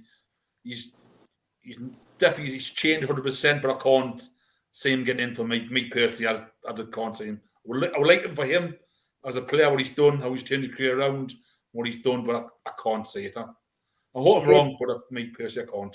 Blue Rhythm Boy says, I can't see J7 getting in the Brazil starting 11. They've got a very good team and it doesn't suit his style, in my opinion. Kenny says, Joe Linton, you've seen the ugly duckling story. He's completely turned himself around. And Paul English says, I can see Joe Linton making the Brazilian Olympic team for judo. Donald, what's your thoughts? Joe Linton, could you see him following in the footsteps of Pelé? Josimar. Well, that's a comparison and a half, isn't it? Pelé and Joe Linton. But unless there's one of the midfielders, main first choice Brazilian midfielders get injured, I don't think he'd be making the final cut. He deserves it. Don't get us wrong, but unfortunately not. It's not going to happen. Okay, Newcastle United still 1-0 up against Fulham. Fulham down to 10 men, and Newcastle still doing all of the pressing. Al-Walid, Joe Linton for Brazil. Well, of course, he deserved, but I didn't see. I don't recall Brazilian coach have changed the player position because Joe Linton wasn't to play in the midfield in first place. So to bring him in this position, I think this is maybe if there's some injuries of the midfielder players, but definitely not first or second or third choice. So I think that's why the coach of Brazil didn't think of Joe Linton to play. And we played Joe Linton just to fill the space, but he turned to be great. But maybe Brazilian coach didn't see this kind of change. Okay, if J7 keeps it going for a couple of seasons and proves to everyone he is consistent in his play, then why not, says Stephen Kennedy. Can somebody stick a link up in the stream, if possible, to help Blue Rhythm Boy out? We are 6th in the results, stay the same, says Mark. Didier Deschamps will never pick ASM. He said as much a little conversation that's going on in the chat saying that ASM will not end up in the French international team either, and I agree with that. John says City went and got Phillips and Haaland. We're running on fumes. We're Liverpool and we should be after the big names, Kane and Mbappe. United get Casemiro, but we go and get Nunes, who headbutts his gran. Just going back to Joe. Yeah. And Josh will back me up here. He's similar to Socrates for Brazil as well. With Socrates in the 80s. Remember him, Steve? I do, yeah. Yeah. Oh, yeah, I do, mate. I do. George, is Brazil beckoning for Joe Linton, or do you think there's no chance of him playing in that international team at the moment? There's a chance, but it's a slim one. And from the player's point of view, he deserves it, I've got to say. I don't think there's anybody on this screen who's criticised Joe Linton more than I did when he first came. I nicknamed him Blister, you know. I used to always talk about what Blister's done today.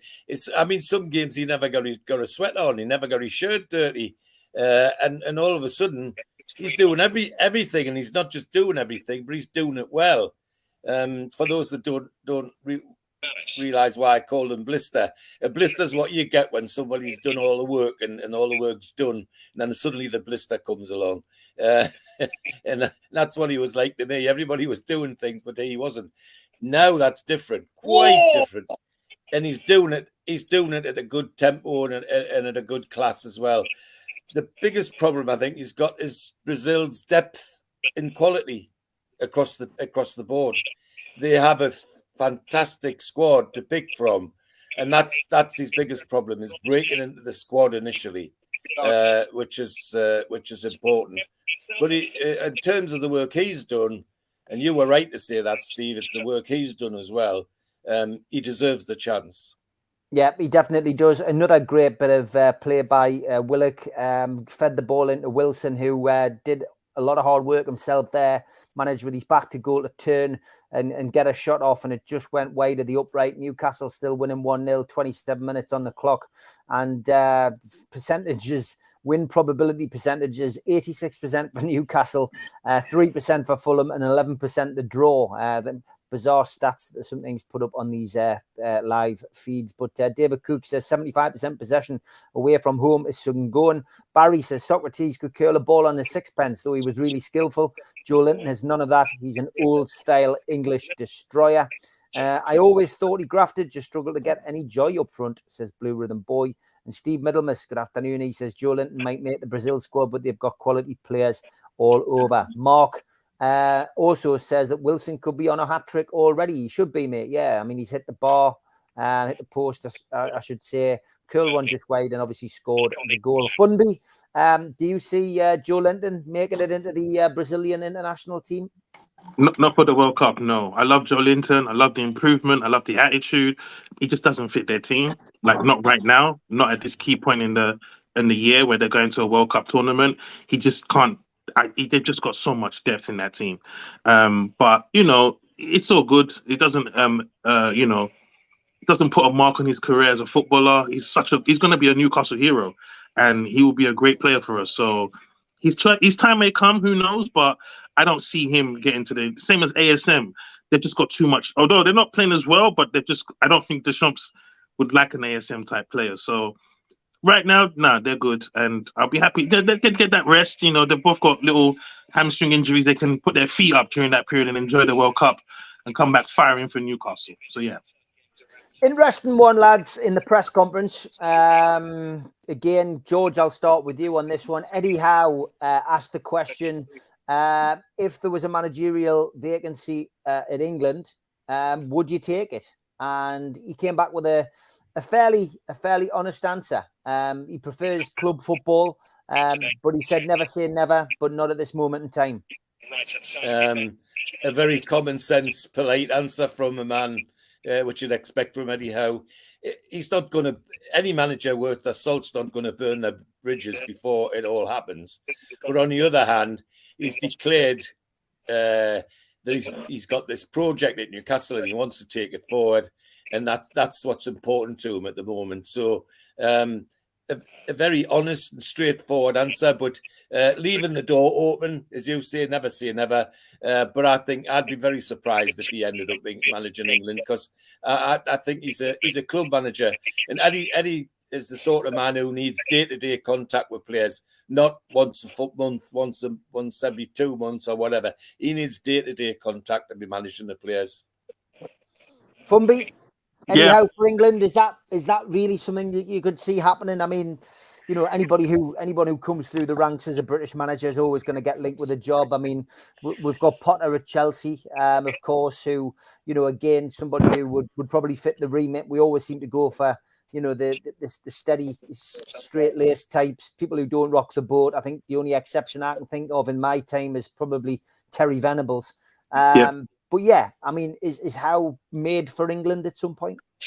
Nah, like George just said, man, this is a club manager, man. He wants that Pep attitude, that Ancelotti, you know, where you're great managers who have taken different clubs to just the level of heights. I don't think international football suits his style of grooming really good players to going on to win stuff. And he hasn't even won a major trophy in his club career yet. So I think he wants to cement that first before you start looking at international. I can see why England will run him.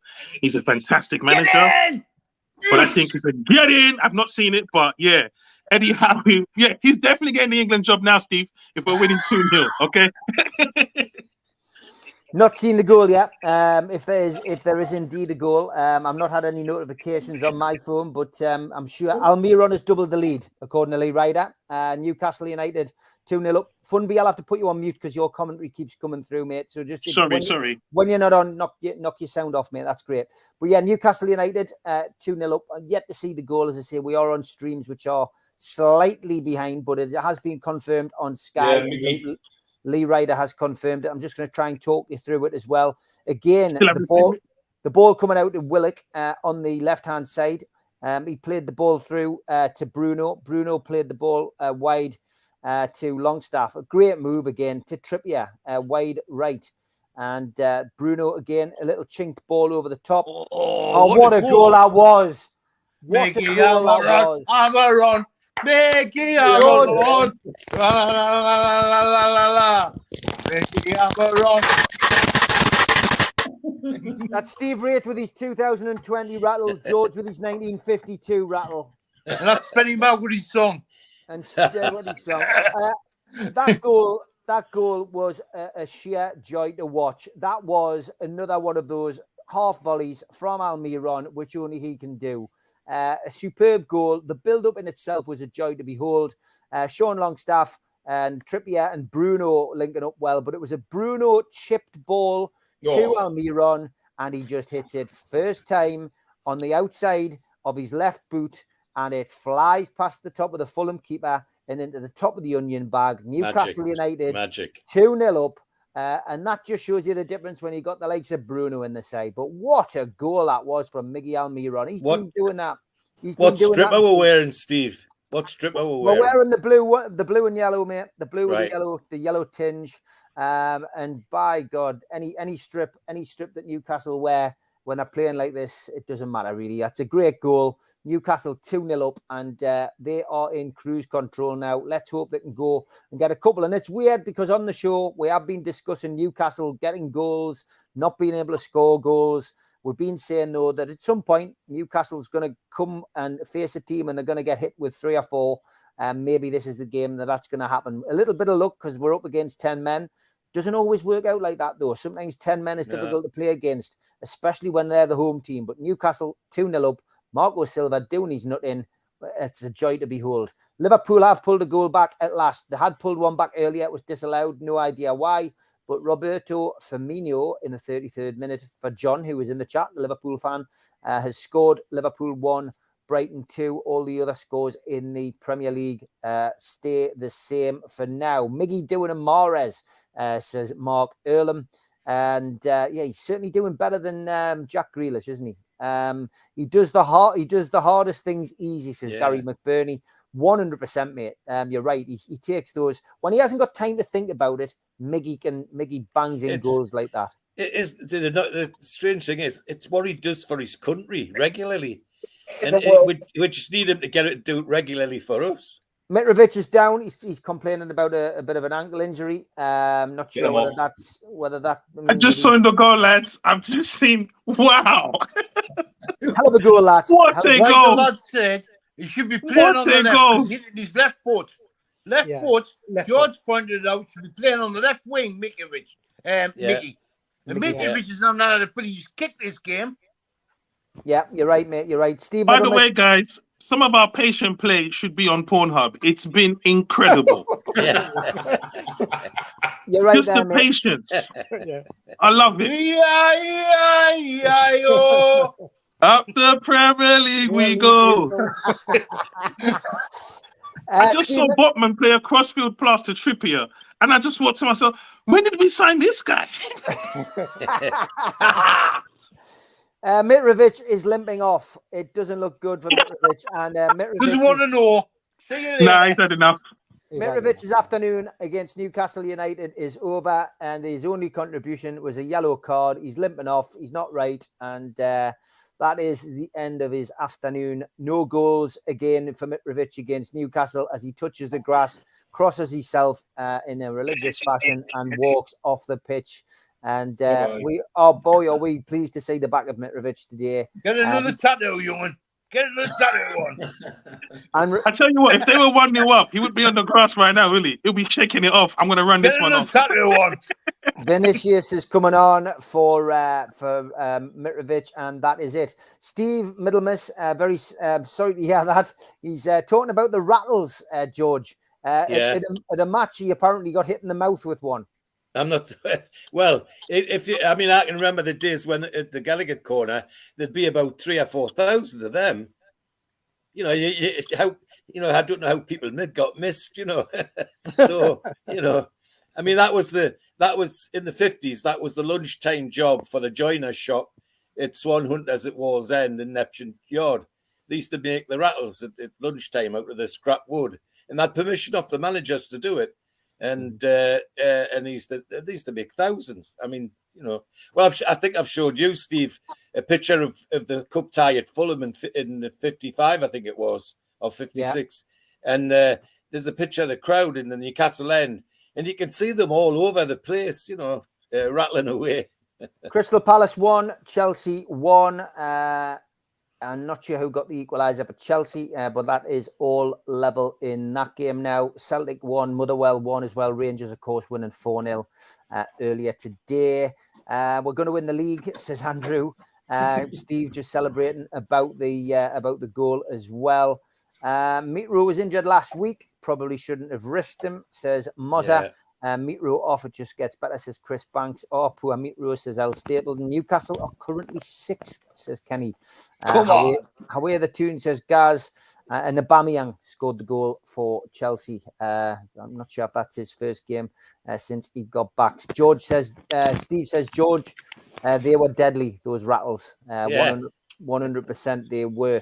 Okay, Newcastle United 2-0 up against Fulham, and 39 minutes on the clock as far as I'm concerned. And Jacob Murphy, we were talking about him before the game, Funby, but he's had a great first half.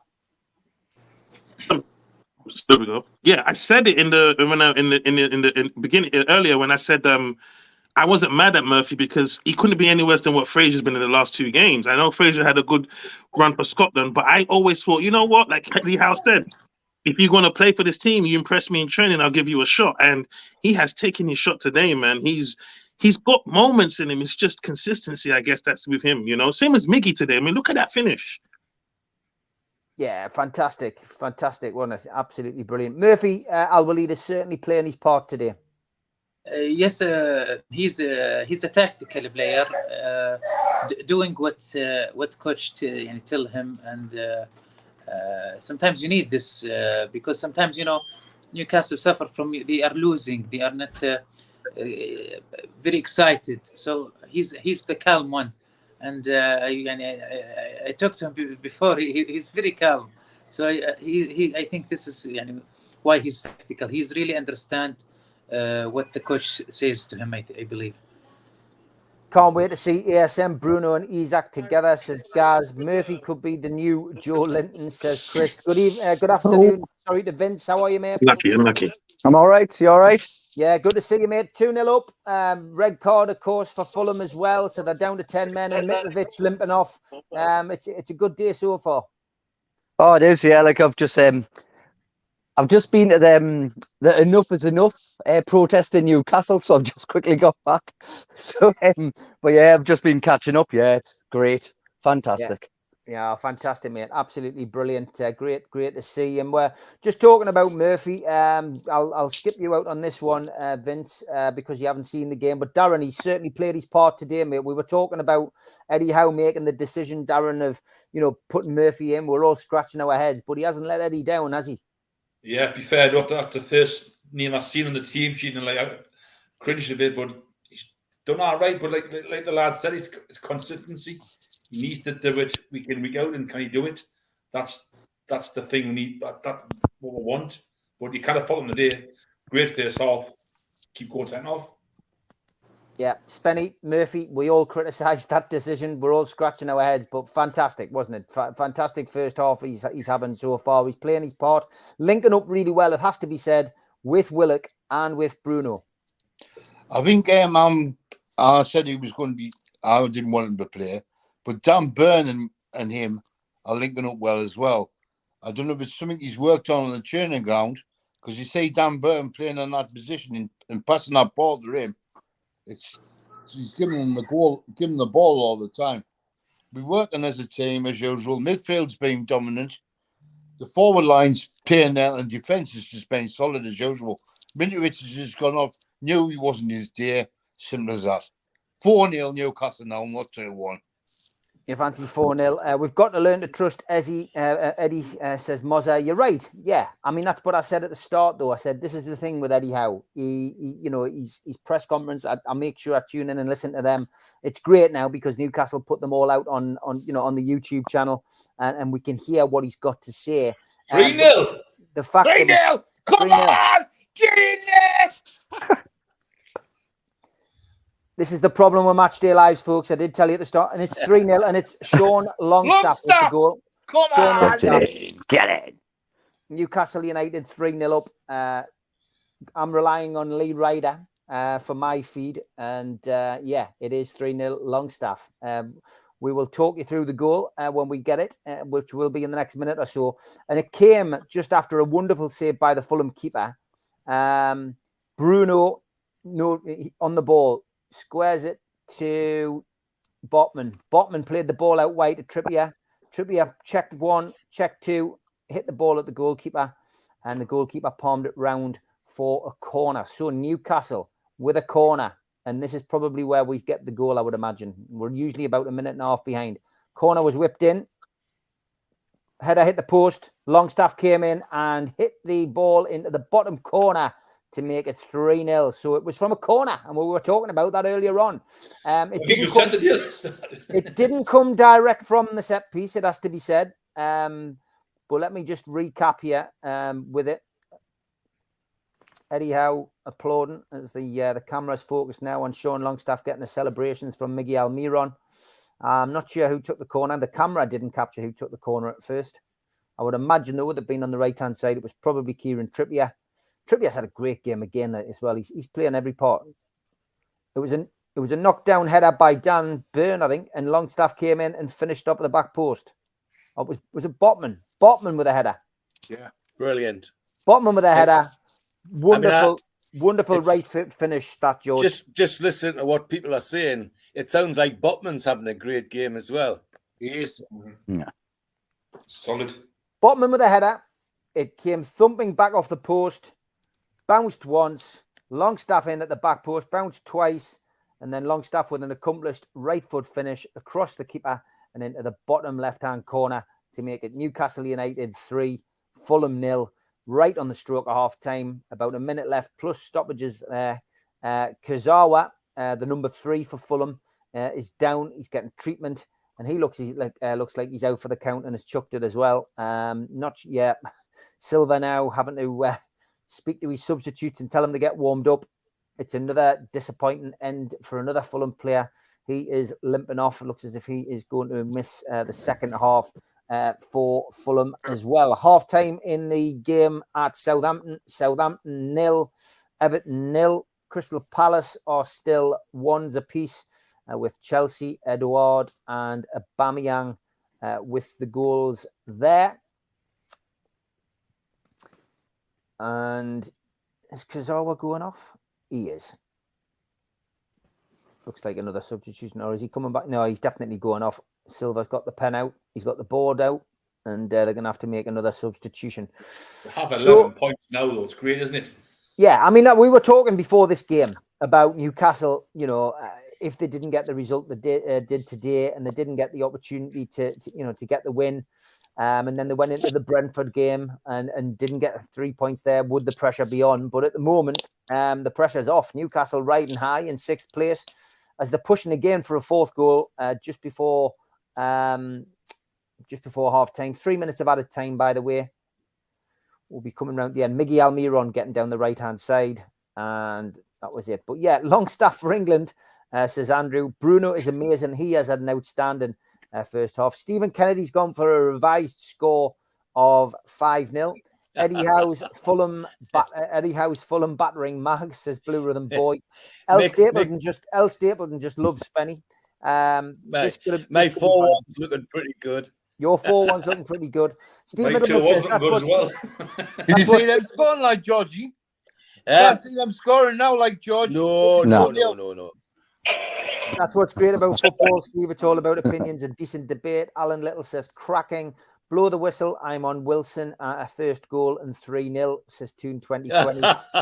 Spenny's hilarious, says Mossa.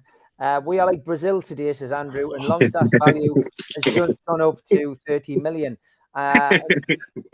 Remember them days we couldn't win in London? Oh, yes, I remember those days, yeah. Yeah. My feed has gone down with about 30 seconds to go. So I think we'll probably... Oh, there we are. We're back again. I'm back in the room. It is a substitution for Fulham. Is that Kurzawa going off or is somebody else going off now?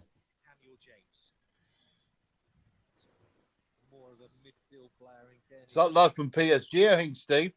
Is Daniel James come on or gone off? He's gone off, hasn't he? Yeah, Daniel James as well. So the fucking touchline there, put his hands on his hips. Mickey's giving the left back hell. I mean, James Mickey's giving him nightmares. James is coming on. James is coming on. James started. Mambu's gone off. The lad and Babu. Newcastle. They've made 3 subs, already. The one who had the storm against Liverpool for us. 3 subs already. Woof. Yeah. No. This is like watching a replay. 3 minutes. What was 4? 1, 2.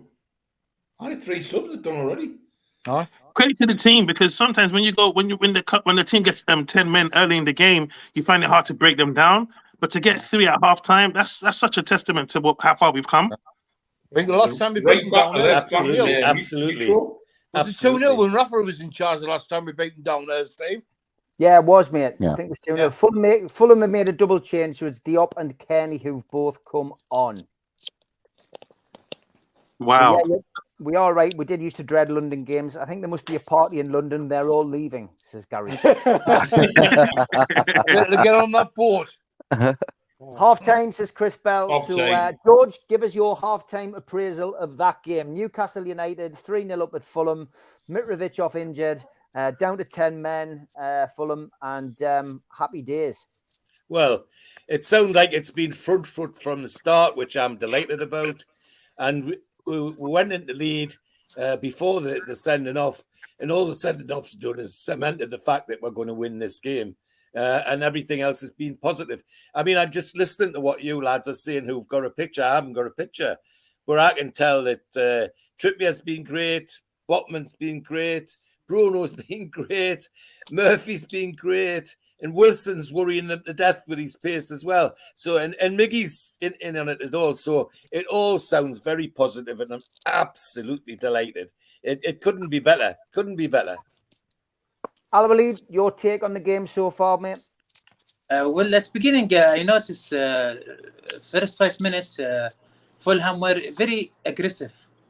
They tackle dangerous tackle on Willock, and 2 minutes later they did with Longstaff. So they were very overcharged. Yeah. So I think they make themselves lose the game. Happy with the team. I wish Wilson to go off because I didn't want to risk him. Maybe Fraser should be on. It's time. It's good time to have to test out, give the substitutions players on the bench opportunity. Happy to be in the win. I think we will definitely win the game. Half times in the Premier League: Bournemouth 0, Brentford 0, Palace 1, Chelsea 1, Fulham 0, Newcastle 3, Liverpool 1, Brighton 2, Southampton 0, Everton 0. 5:30 kickoff tonight is West Ham against Wolves. And the earlier game today saw Arsenal win 3-1 in the North London derby against Spurs. Spenny, give us your half-time report. Botman, Bruno, Murphy, BBM. They've been the best players on that pitch. Pope's been painting his fingernails half the time.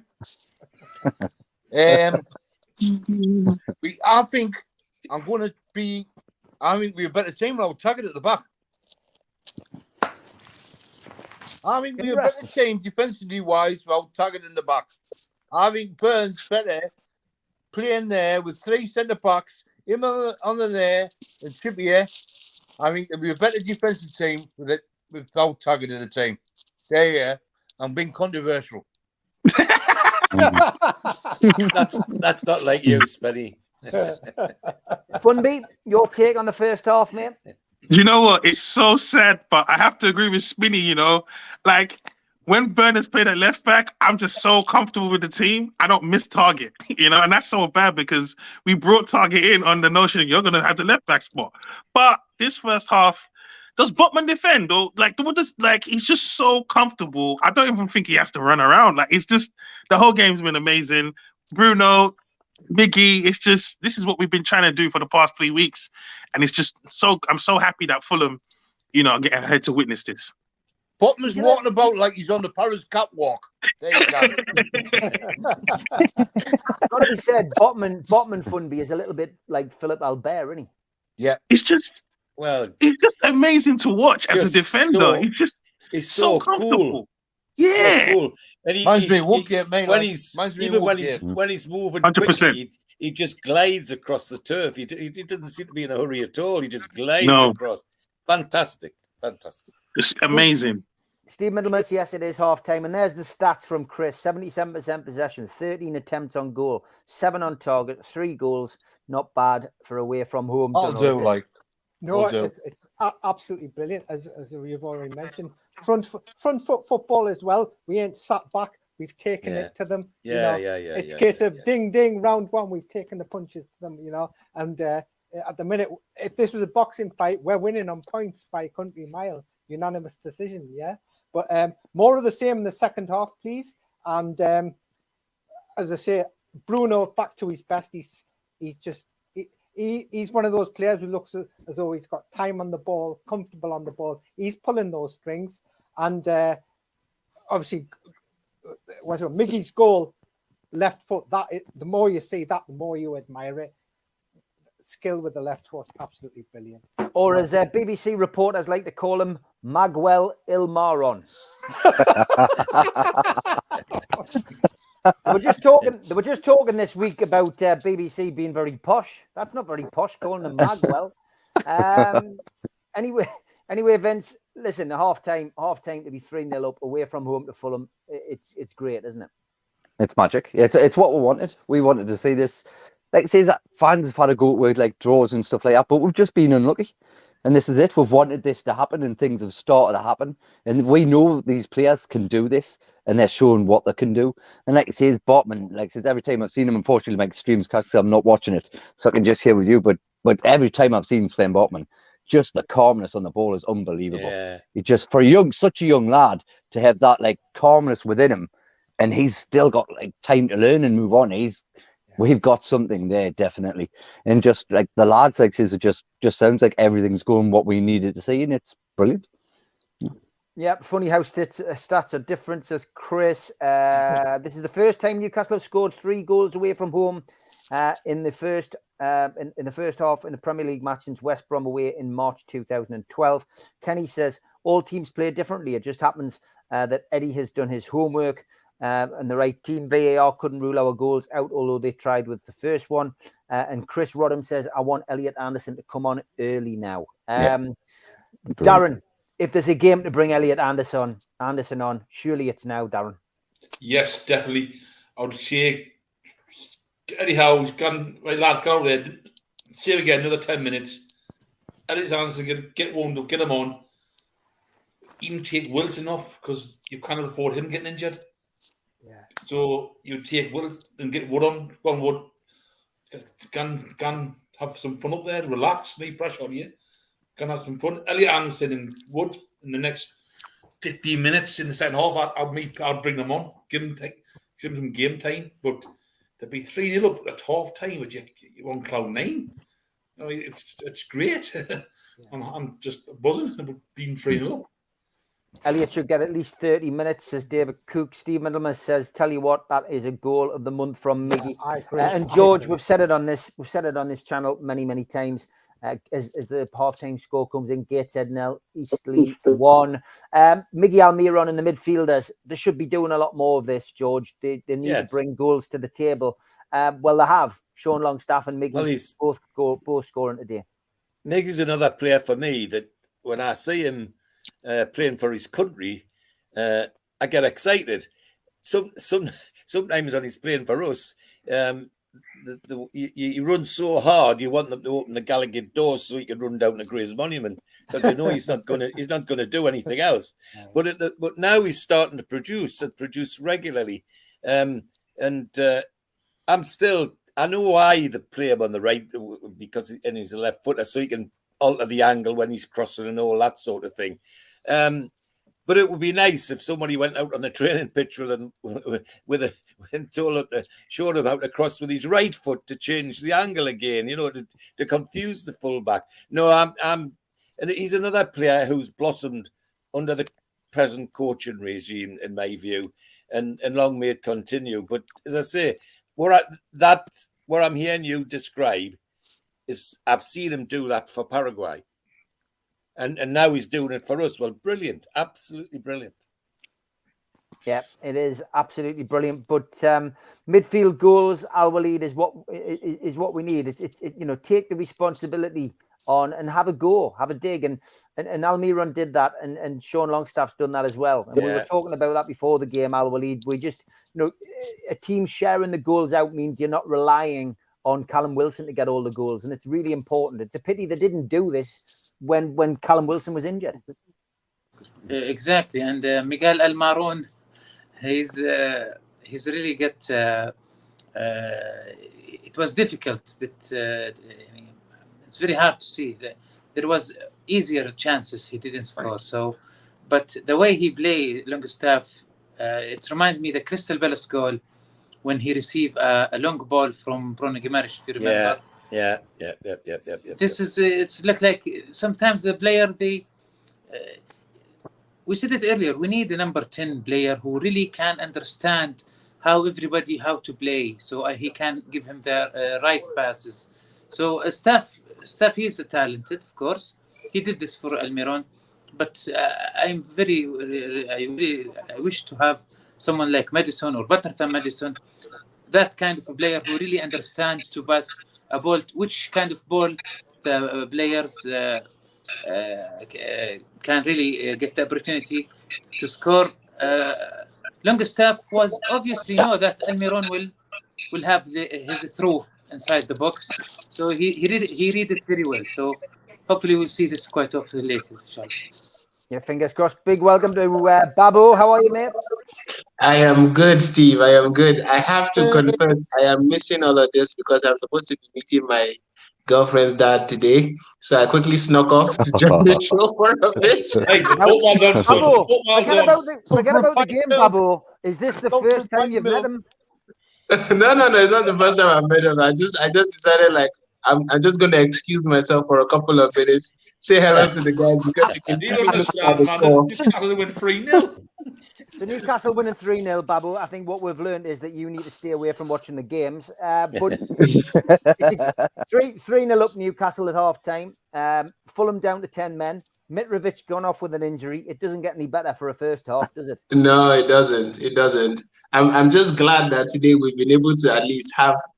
It sounds odd to say, but we've been able to have something go away because I've been seeing a number of injuries pop up, and I'm like, this is not good. And I think it's a good way to test if we can actually control the game. Because I remember when we were under Steve Bruce, we could lose, the opposition could lose a man, and we'll still not be able to win the game. So it kind of shows the kind of difference in which the team has had over the last couple of months.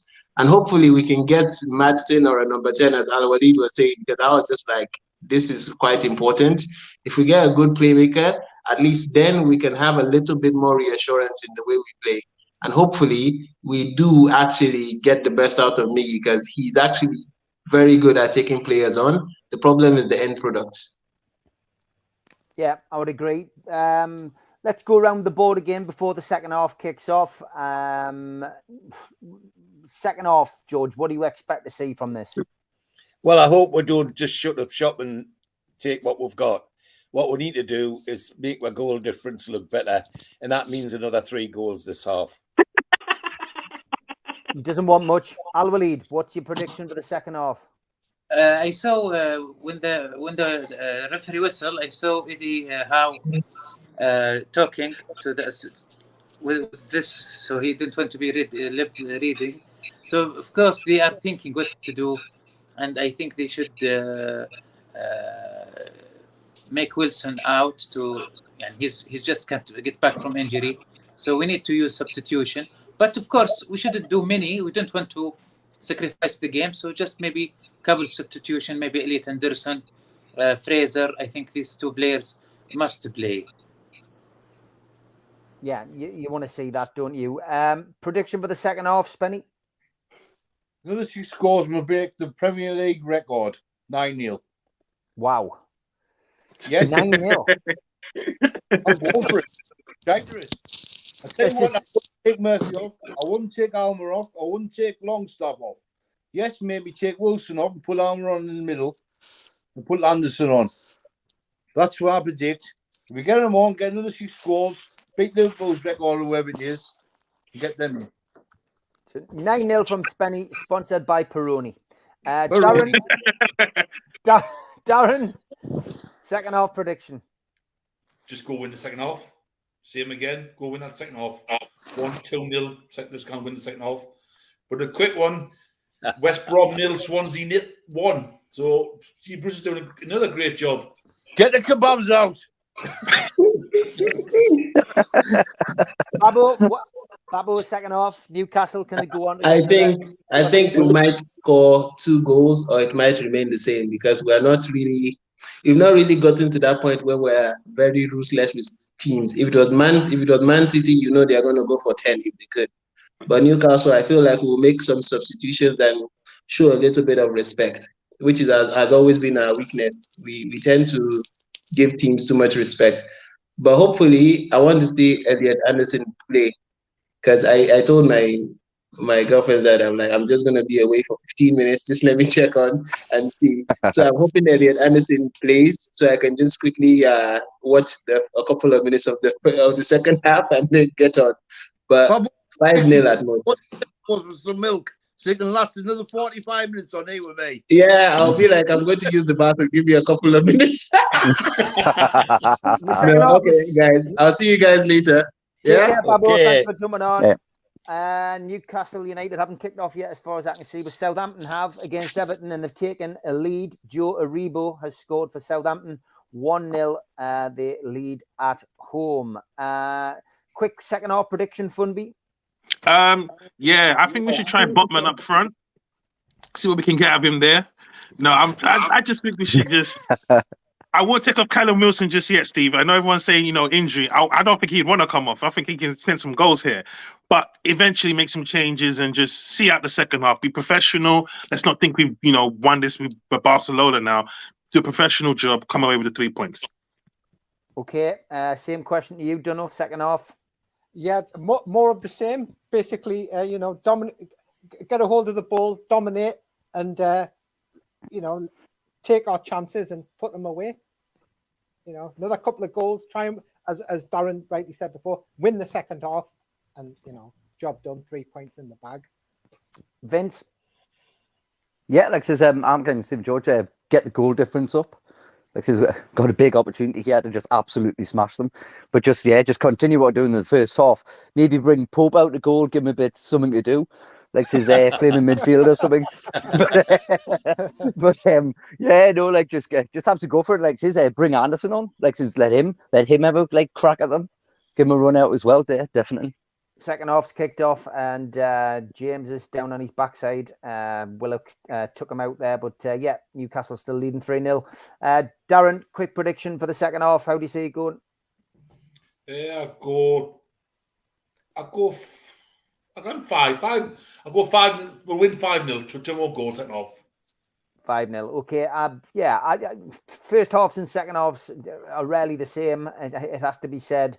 You would imagine Fulham being the home team, they are going to come out with a bit more of a defensive mindset. But I've got a feeling Newcastle will get another goal at least. I'm going to go 4-0 in the second half. Fulham, though, have a free kick in the early part of the 1-1 Everton. 1-1 Everton.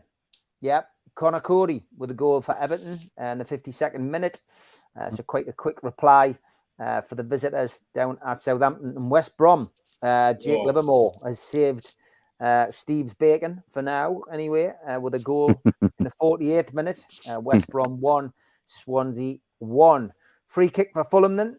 Ball's lobbed in, easily cleared, and Newcastle counter-attacking as they do so well. Bruno with a sublime back heel there to Trippier. And suddenly the ball is under control again. It's something Newcastle do so well, and something I never thought I'd ever say it, whilst watching Newcastle. That we just feel comfortable at the back. It doesn't matter what happens with anything else. When the ball's at the feet of our defenders, you feel confident. We've been through years of having incompetent defenders. Now we've got defenders who can defend, which makes a big difference. Babo is in the chat. He says, I've told the family earlier that I'll be joining the show for a bit, so he's not in the bad books. Bacon, did you say? Says Geordie to my life. What do you think, Steve, about Taggart? My prediction about Taggart and Byrne? I mean, I've got to be honest. I think it'll be horses for courses. I really do like Taggart. He's one of my favourite players at the club. I just think that he'll do what he does best. Anyhow, he will revolve and he'll change. And some people think that's a bad idea. Spenny, do you think it's a bad idea? Do you think you should have a goalkeeper and a set back four and build like that? Or is rotation not the key now in the modern day game, Spenny? I think the centre back pairing has to stop the same for me. I think Botman and Shaw today in the centre partnership is the partnership Newcastle should be keeping. Spenny, Steve will be sick of hearing me say you've got to get the spine of the team right. Yeah. And if you get the spine of the team right, the rest fills in. And George, that's exactly not modern what I thinking. said That's years from years ago. ago. That's from years ago. Yeah, I said exactly the same. And Steve will tell you on this show years ago. The spine of the team and Steve Bruce's team wasn't right. You need to get the centre backs, your centre midfield, and your centre forward all right before you have a good team. And the goalkeeper. And the goal. Yeah. 2-1 to Everton. Quick turnaround. Dwight McNeil in the 54th minute has given the Toffees a lead at Southampton. 3 goals in his 6 or 7 minutes down at Southampton. So it's opened up that game, it is fair to say. Al-Walid, what's your thoughts on the back four at Newcastle or in general? I mean, do you think the football teams, should rotate? Because, people, we've seen Lascelles, we've seen Botman, we've seen Cher, we've seen Byrne all take turns playing centre-half together. Trippier, of course, has missed games since he signed with the club with injury. Target's been out as well, injured, so we've had to play other players in at left back. But should you have a settled back four, or should rotation be the right thing, Al-Walid? Of course, the defense was the main issue at right after the takeover. And if you remember, last January we start with Trippier and loan for Target. So really, we built something over there, and the score record proved this. We have 7 goals, conceded 7 goals. 3 of them, you can see half of them just was with the best team of the world, Manchester City. So I think he play with Dan Burn and Butman and Shar. They like to play them all together. So I think this is the only way is to take Target off. And I'm very concerned about. I don't know. Target. This happened many times. Is it possible Target have repeated injury? So does it make sense? I don't think Target is injured. I remember reading he preferred Dan Burn over Butman because Dan Burn have leading the defense line. He liked Shar, and he went to play Butman. We see Dutchland, Netherlands, Holland. Sorry, too many names. Holland. Issue with the first team. He went to join. So he really need to play Butman, or he will be best off. We don't want to make him best off Butman, because you see how he's turned the team under 21 for Holland, because he didn't be called for the first team of Holland. So I think he want to play this 3, and we are comfortable really. No matter which team we play against. Hopefully next window we'll focus more in the midfield and up front. Not missing too much other than a chance by Murphy. He didn't quite hit it cleanly enough. He hit it with the toe end of his boot, and the chance went across the goal. It evaded Callum Wilson, and the ball went out for a goal kick. We've now got Fulham with another free kick, quite a distance away from Newcastle's goal. Again, it's a poor free kick. And Newcastle are defending in numbers. Roberto Firmino gets his 2nd goal of the game in the 54th minute to draw level now at Anfield. Liverpool 2, Brighton 2. See, John, if you're still in the chat, I told you this is what happens at Liverpool. I've watched it many, many times. 2-0 down now, 2-2. Potentially go on to win that game as well, I would imagine, 3-2. But let's see what happens in this game. West Brom scored, nearly choked on me kebab, says Chris Bell. And a few people coming in with the 2-2 at Anfield. Just bring the lads back in. Just had a message there, Steve. The Australian lad's in the crowd with the Newcastle fans today. Is he? Cool. That's brilliant, mate. Brilliant. I've seen a couple of photographs on their social media as well. Declan Donnelly there with the owners sitting in the director's box. So, yeah, it is good to see. But so far, no further goals between Newcastle United and Fulham. And Fulham having a little bit more possession. But Newcastle, again, another crossfield ball from Trippier comes to Murphy, who hits it. And it's a fairly weak shot. Easy for the goalkeeper to collect that one. And, yeah. Time for a change, I think. I would like to see Elliot Anderson come on. I've got to be honest. It's. I see the lads nodding as well. People in the chat: Murphy off, Anderson on. Come on, Eddie, get Anderson on. George, is this the game to bring Anderson on? Yeah, he's long overdue. A good run, not the last 5 minutes like he's been doing. He really needs to have a good spell to show what he can do, and I think this is an ideal opportunity. I mean, even if he was to have a stinker, he's not going to cause us that much problems in this game. But I don't think he will. I think he'll relish it. I think Anderson will relish coming on at this one. So, yes, let's get him on. Al-Walid, Anderson on, Murphy off. Well, I'm trying to recall. I think he's injured. No, he's on the bench. Okay, he's on the bench, but I'm not really sure if he. Sometimes people, the player have minor. He's not ready. To play.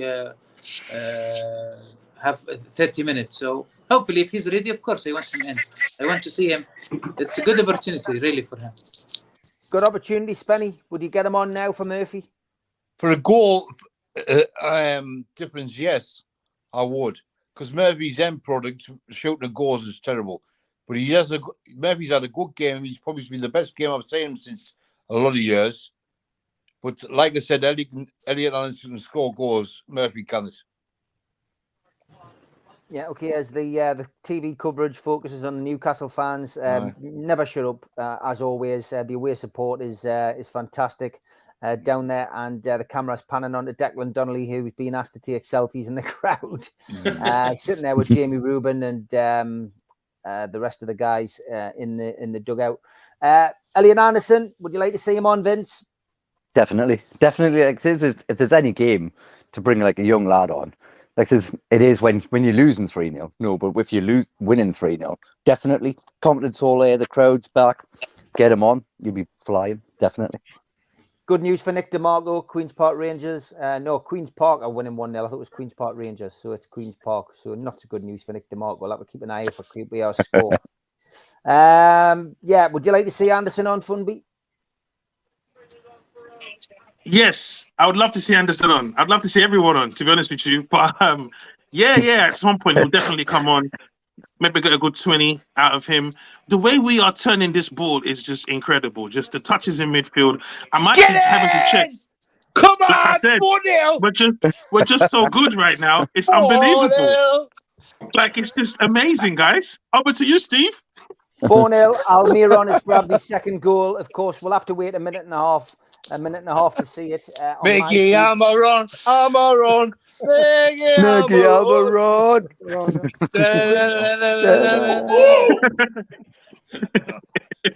Come on, Mickey lad.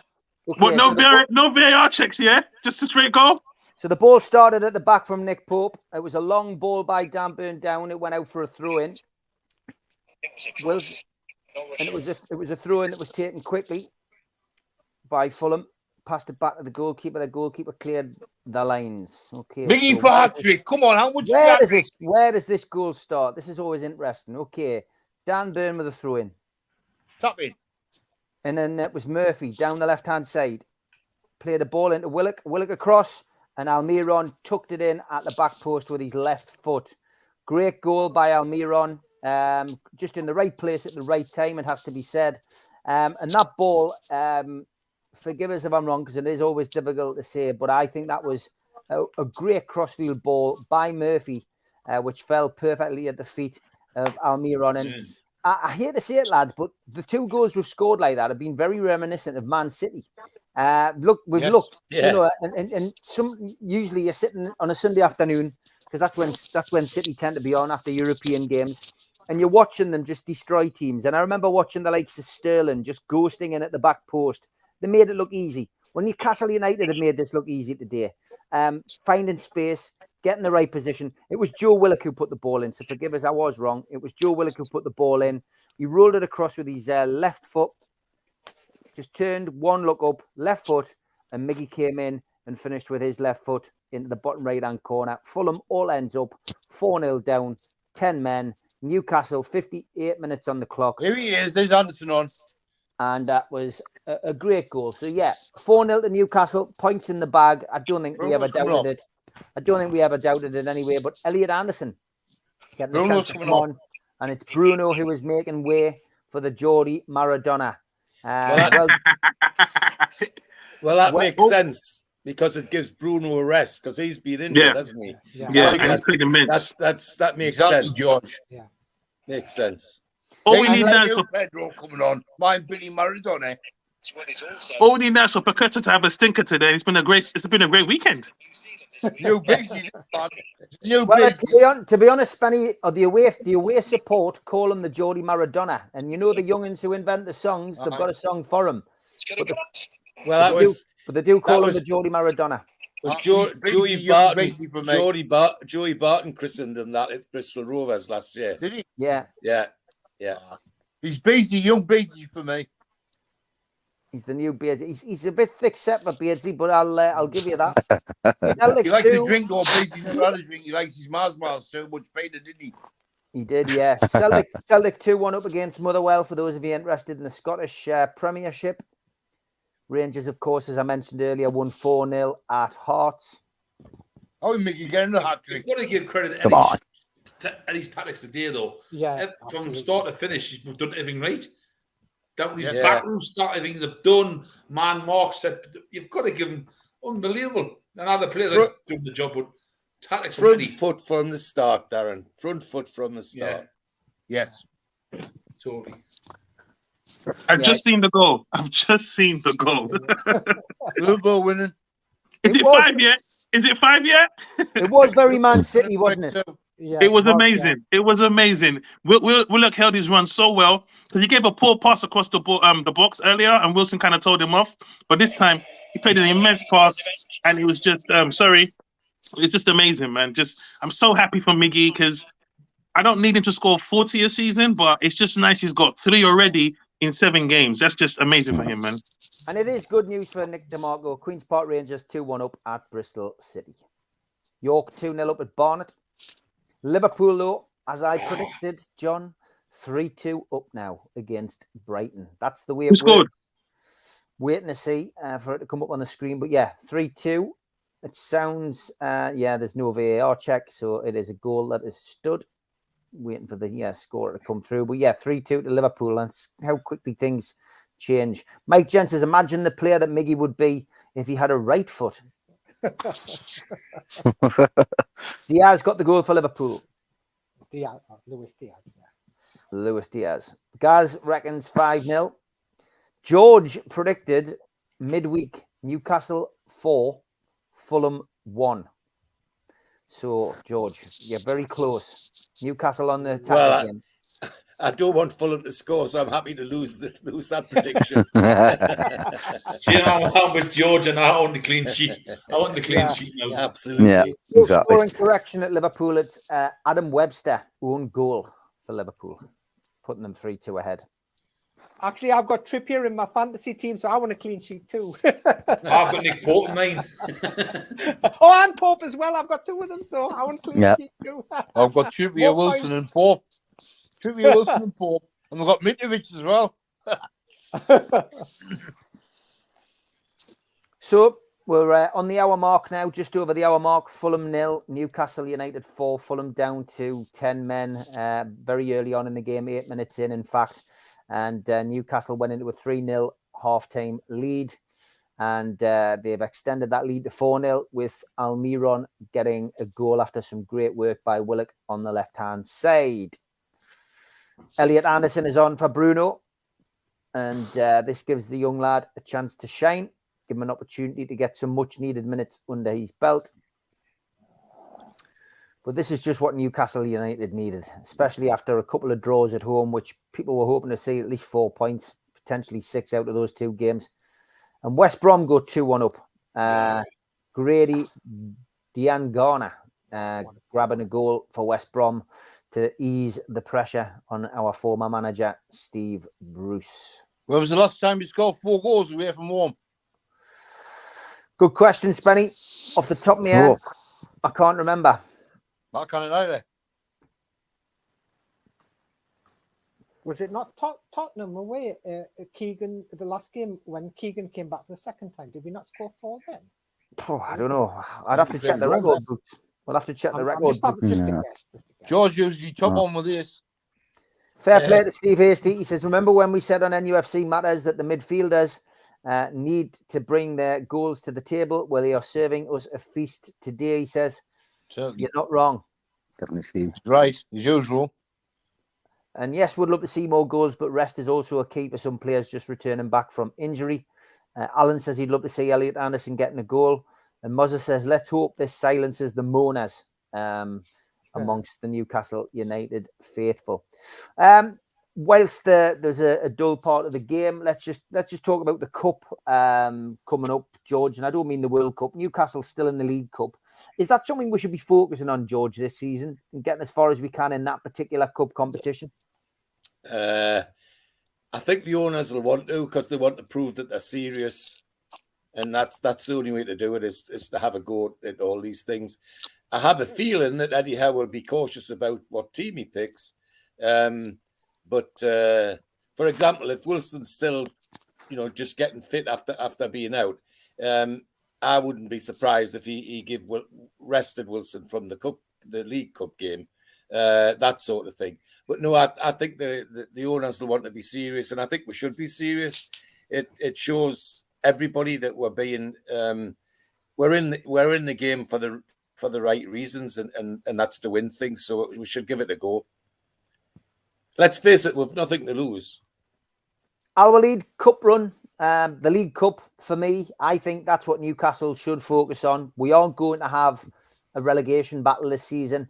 And from the games that we've already played against the likes of Liverpool and Manchester City, the difference is if we get to a final against one of those teams or into a semi-final, we've got nothing to be afraid of. Newcastle are a team on the up. Yes, we really need to go. I remember last time we've been in quarter-final in FA Cup. Sorry, quarter-final, yeah, against City, and we lose 5-0, as I recall. So, and I wish to reach a final, and who knows, if things are right and we get maybe a push signing in winter, in January, who knows what you can achieve. Cup run, Darren? Why not? Just see how far we can go and give the fans something to look forward to. Do you know what I mean? We deserve a good cup run. Just take it Palace. It'll not be an easy game, but on a day we should having more than capable of beating Palace. So just go and have a go. That's what we want. I don't mind getting beat, but I'll only see an effort of them. But can be, but because of Palace, see who we'll get next and see how we'll go. Courtesy of Lee Ryder on Twitter, Callum Wilson goes off to applause from the Newcastle fans, and Ryan Fraser is on in his place. So Callum Wilson, 66 minutes or so under his belt today, no ill effects, and another goal to his tally. And the man who said that he was going to enjoy coming back and thrashing Fulham has certainly got his wish. Spenny, a cup run, would you like to see it? Oh, yes, I would. I not. Finding a bit of silverware in our cabinet. I've never seen it. Newcastle lift a cup in my lifetime. You know what I mean? What would that be? How good that be? Just even the League Cup. You know what I mean? I know it matters to every team in that league. Doesn't matter what you say. You look at the winners in the past years, the FA Cup and your League Cup, Man City's, Arsenal's, they've always been the top teams, hasn't it? It's never been like the likes of us or out of the top four that's won it. Maybe it's once and that's it. But would I love to go a trip to Wembley and see my team lift a trophy? It's just a dream. And it's 5-0 now, Ewan. 5-0, is it? Yes.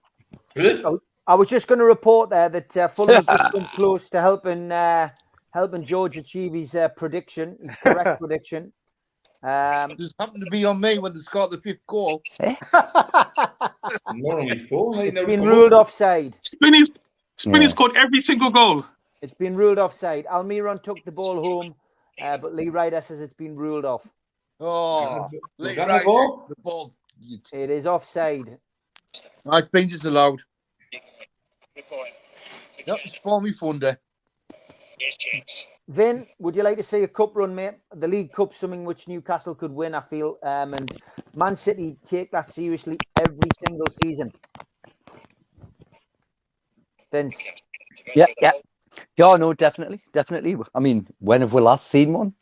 Just definitely. Why not? Like I said, the confidence in the side, I think we can definitely have a go. Like I said, I don't think we're scared of anyone. And like I said, I think why not? Definitely. The bacon is being sizzled again at the Hawthorns. Swansea against West Brom. There seems to be a bit of controversy over the goal. Oliver Nitcham seems to have drawn them level. Bit of confusion in the crowd, whether they've gone to VAR or what, I'm not sure. But at the moment, the scoreline reads West Brom 2, Swansea 2. Just catching up with the offside, by the way, and there's no doubt about it. It was offside. But again, a wonderful sublime finish from Almiron. Cut inside on the, he pulled out to the flank, on the right-hand side, and then just shot across the keeper with his left, tucked it into the bottom corner. Fantastic goal. but as I say, chalked off for offside. Funby, League Yes. Cup, Newcastle United. Is that something we should focus on? Before I talk about the League Cup, they cut to the bench when Wilson was coming on, and they showed Joelinton. I was like, we've got Joelinton on the bench, and we're 4-0 up. I mean, really, this is crazy. I just can't believe it. Look at the depth. Would love a cup run. We've got so much. We've got enough players to rotate. We can play Isaac if we want. We can rest Wilson. I would love us to see and try and at least try a cup run this season. I'm not putting too much pressure on the players, but let's just go through. Like George said, we have nothing to lose. Just want to say as well, Dan James tried to take on Byrne for pace, and Byrne knew he's quicker. Just gave him that, let's say, go ahead and just use his long legs to just get into a corner. I'm just loving how we're playing, just how we're thinking. Just want to share that, guys. No, it's fantastic. And Geordie Tuvalife paying you a compliment. He says Funby has great hair that's coming from somebody who is follically challenged. Welcome to the club, Geordie. Thank you so much. Thank you. There's quite a team of one here. As we move on, five-a-side team. As we move on to Dunnell, who's follically challenged. Yes. Yeah. Cup run. If we win a League Cup, we get into Europe, don't we? Yeah. And by winning a cup and getting into Europe, it improves our revenue stream as well. Yeah. Which means then we can go to the big boys table when we want to spend money on players. So cup, yes, please. Okay, it's a while since we've done one of these.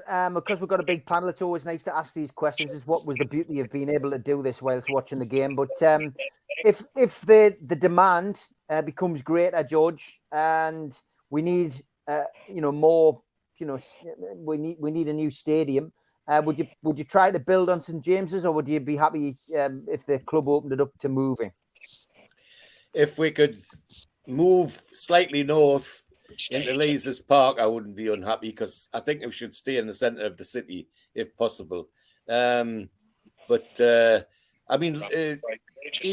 rugby league teams that come talk about that trip to the cathedral on the hill, and that really is something worth keeping, in my view. If it's humanly possible, we should try and keep it. But somebody did make a proposal the other week where we just turn the Leazes end round the other way and build a new stadium up into Leazes Park. Now that's another good option as far as I'm concerned. But I'd love us to stay in the city centre. Al Walid, a new stadium. Do you think that's what the Saudis will want? The thing, we understand the point. A lot of us now understand the point of in the city centre.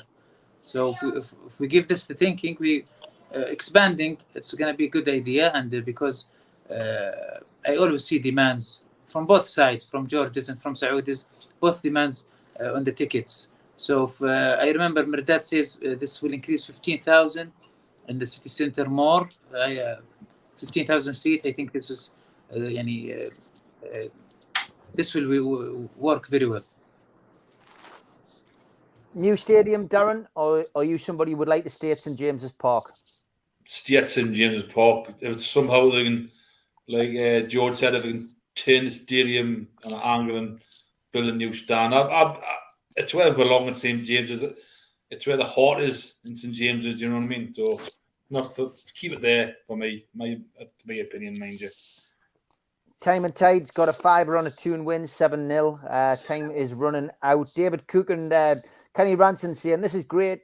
You've got to do this every time you can't make a game. Doesn't happen very often, lads. And this is the first game that I've missed in a long time since the lockdown was lifted and we could all go back to football.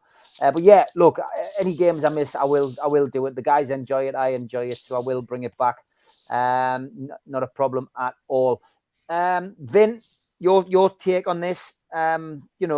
New ground or try and stay at St James's and build? I'm like George, like Darren. It's something unique that we've got that a lot of clubs haven't. To be central in the city centre. No other club's got like this, and it's like a unique thing. So if they either can build in or build in as Leazes Park and that, just keep it in the same area, it's like it's what I prefer to do. If we can build a big stadium but keep it in the same area, then definitely, yeah, it's kind of my view on it. Spenny? No. Newcastle St James's Park, simple as that. We can make it up to 80,000, as George's son said, by the plans that was made up. 80,000 isn't enough in this day and age. You went to Liverpool like you did, Steve, a few weeks back away. They've improved their stadium. Yeah. At half the ground that are given to foreigners to get their attendance. Liverpool fans can't get a ticket for the game because people from abroad are coming over and getting tickets through the sponsorships and that. For me, it should be stopped by the same as it is. Yes, improve it. Yes, put attendance up, maybe 60, 70,000. And that's it. St James's is St James's, as simple as that for Newcastle. Should be moved. Funby, are you a man who would like to stay at St James's Park, or would you, if you could move it to Lees's Park or move it somewhere else in the city, would you be up for that? I'm with Spinny, man. St James's Park is St James's Park. He's inspired me on that one. I'm just happy that we're talking about this. We literally had an owner who changed our name from St James's to Sports Director Arena. Now we're talking new grounds. I'm just happy. It's happy days. I understand modern football, but if we can expand St James to 80,000, 70,000, that is enough. Let's be honest. The demand for tickets this season was so crazy. The owners must be thinking, man, we can get so many fans in. I get it. But I would like to see St. James's Park turned into that iconic stadium where people hate to come and play. Yeah. The bastion of invincibility. You know what I mean? I'm lucky to be a season ticket holder. I've got my ticket. That's a different scenario, isn't it? Yeah, it's true. Yeah, it's about Shankly described it as a bastion of invincibility at Anfield. That's what Newcastle are hoping to build at St James's Park. Alan Little, my lass, would never do these, mate. She can't stand football. That was the reason we got married in the first place. Don't know. St James's Park or a bigger ground elsewhere? No, St James's Park. I mean, St James's Park is part of the soul of our club. Right? I mean, on match days, I went last season and I went just Bournemouth a couple of.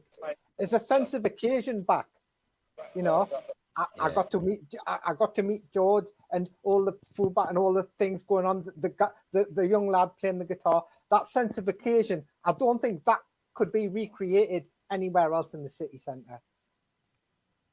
No, I agree with you, mate. I agree. Okay, so, back to the game. 77 minutes on my feed means it's probably around about 80 minutes on the clock now. Newcastle still lead Fulham at Craven Cottage by 4-0. It was an early sending off, of course, for Fulham, which meant that they were always on a hiding to nothing. Newcastle took a 3-0 lead. Callum Wilson, of course, got the opener. We've got Miggy and Sean Longstaff on target as well in that first half. Second half, Almiron has scored to make it 4. Also had a goal chalked off for offside.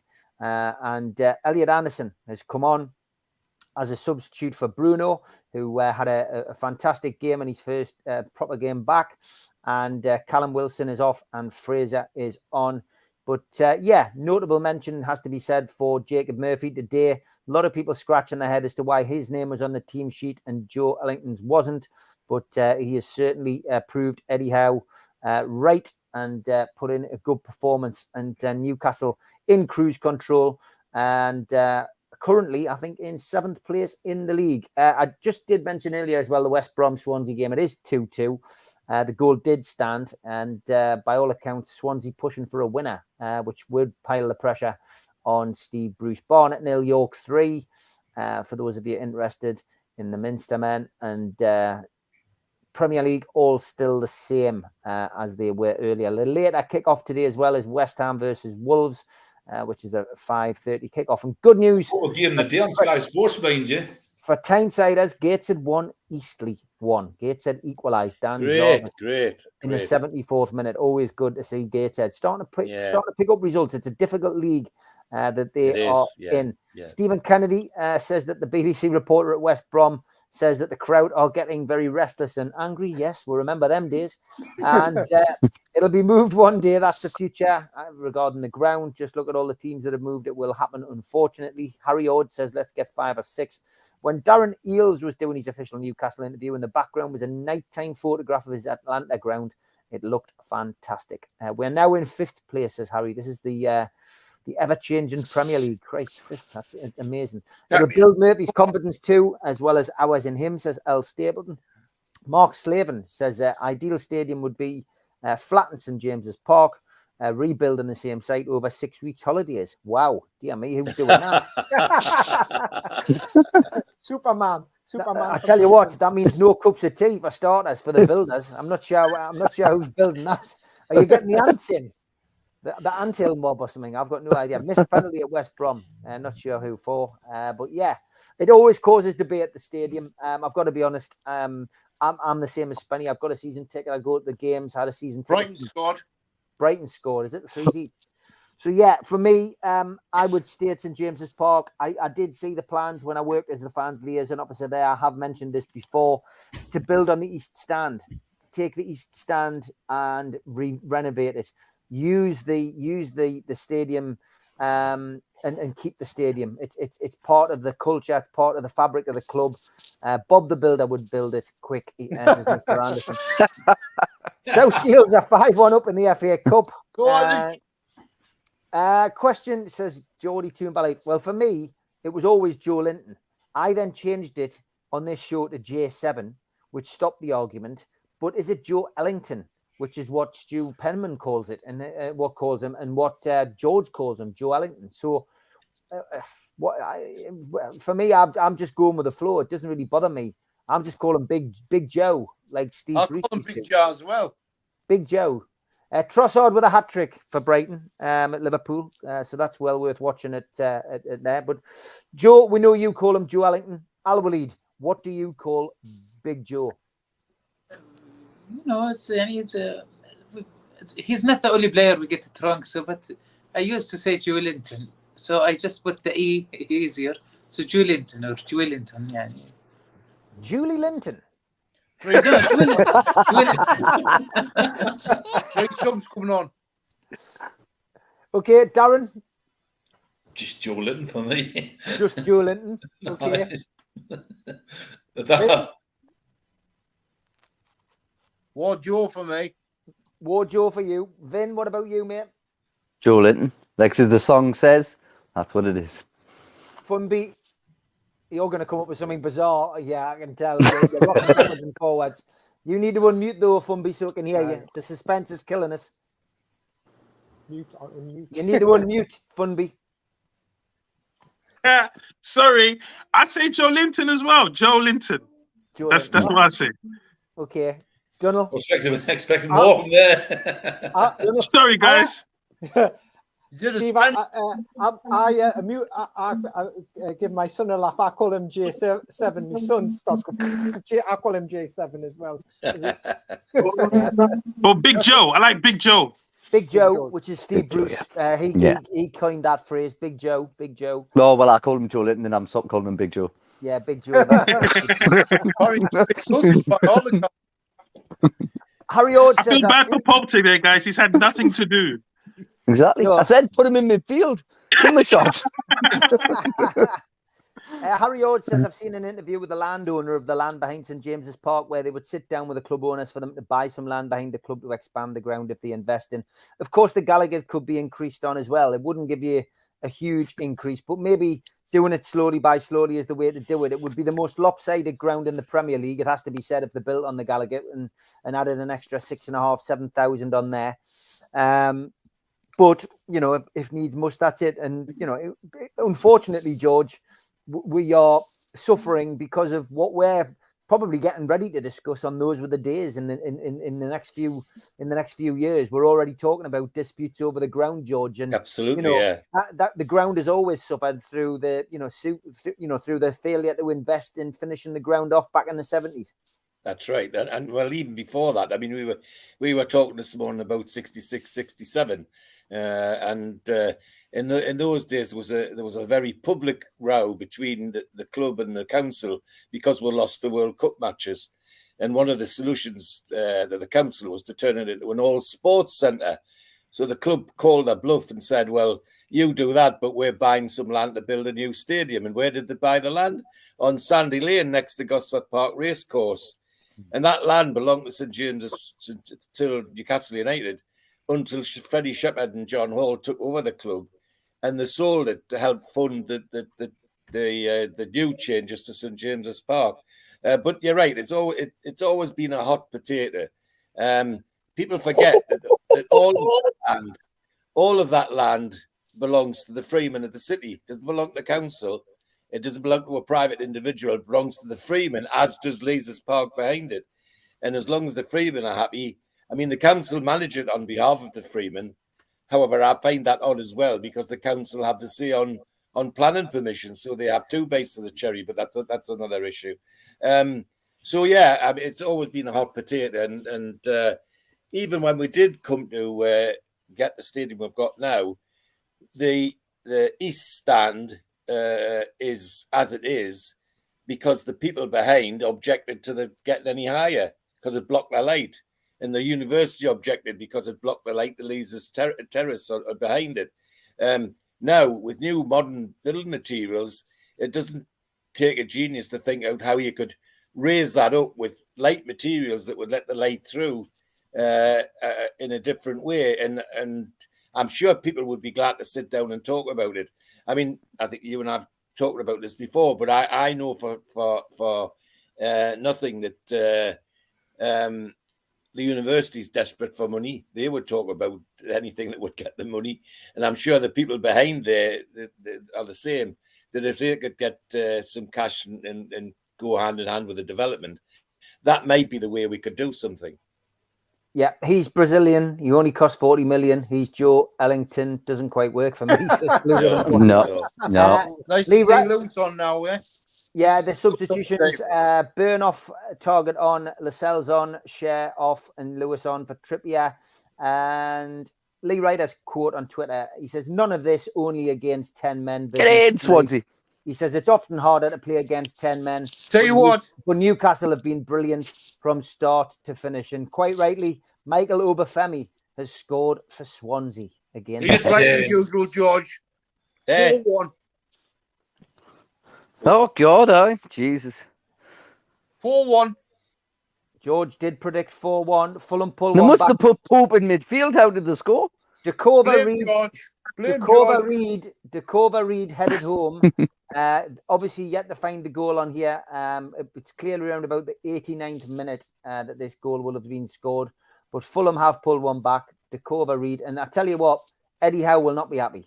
Eddie Howe will have spoiled his day. That was a great ball in, by the way. It was a good goal. I'm just trying to find out who was supposed to be marking him there. I'm not sure he should have taken off the back four like that. I'm not sure. But it's whatever. 4-1. The cells on the pitch, isn't he? I'm happy they got a run out, though, because they did. Well, it doesn't matter. George is happy with it. Fubby's right, though, that they take all off together. That crucial stage is always going to be a bit dicey. So Eddie's got to take his share of the blame as well, I'm afraid. Okay, Lascelles went across to cut the cross out. A little turn inside. The cross was put in. Is it Murphy at the back post? Yeah. Jamal Lewis. It's Jamal Lewis. Lewis. Yeah, lost his man there. Yeah. Jamal Lewis lost his man. Lascelles failed to cut the cross out.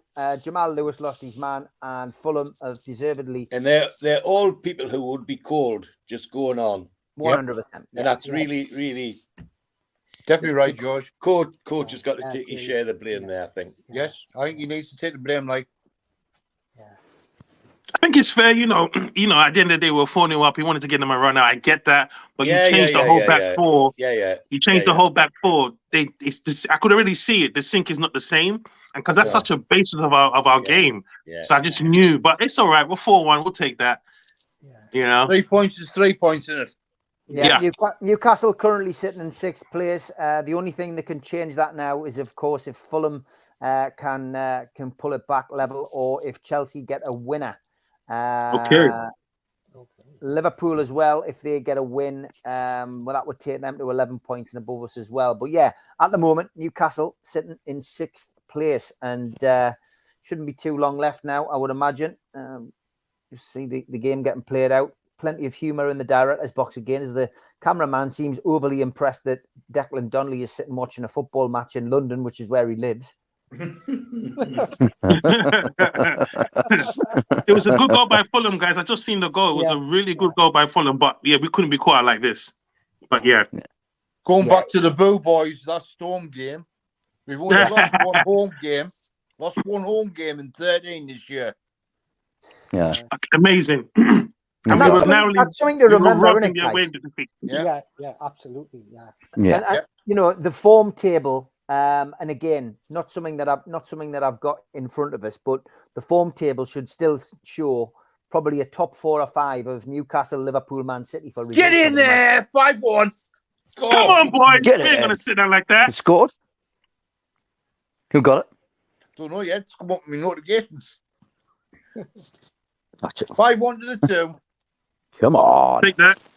I'm just seeing the Fulham goal now. Ryan Fraser. Fraser. Oh, cool. Fraser, aye. Still waiting. I haven't seen it. At this end. You sure? Nothing's on my bed. Definitely. Disallowed. Disallowed. Is it? No wonder. Disallowed against another disallowed goal. That's 2. Should have been 6-1. Was it disallowed for us? Still waiting for confirmation on Lee Ryder's Twitter. I'm just saying Fulham's goal. I'm watching it now. He chipped it over the advanced keeper, but there was something not right with it, and I don't know what it was. They're saying it's offside. Ah, right. Okay. I didn't even pick it up. It was, yeah, offside, guys. Offside. That's all it was. It was a good finish, though. Good finish from Ryan Fraser, who came through the middle, chipped it over the advancing keeper, but must have been an offside there. Difficult to see. Chelsea have scored. Kickoff and Dex at the game, which is funny. Yeah, Chelsea have scored. Conor Gallagher. Conor Gallagher. We beat Palace. Chelsea have scored. Yeah. So Newcastle still ahead of Chelsea on goal difference, guys. Oh. So Chelsea in 7th place, Newcastle just above them in 6th, but with a better goal difference. Yeah. I knew it was offside when he scored it, didn't he? Yeah, he did. Yeah. Newcastle 7th. I'm happy with that. I've got them down as 6th on Sky's app at the moment, unless it hasn't been updated. They're still 6th on here. Yeah. Just above Chelsea. All right. Geordie Tubalay says Funby is that far behind that. That was last season's goal for Fulham.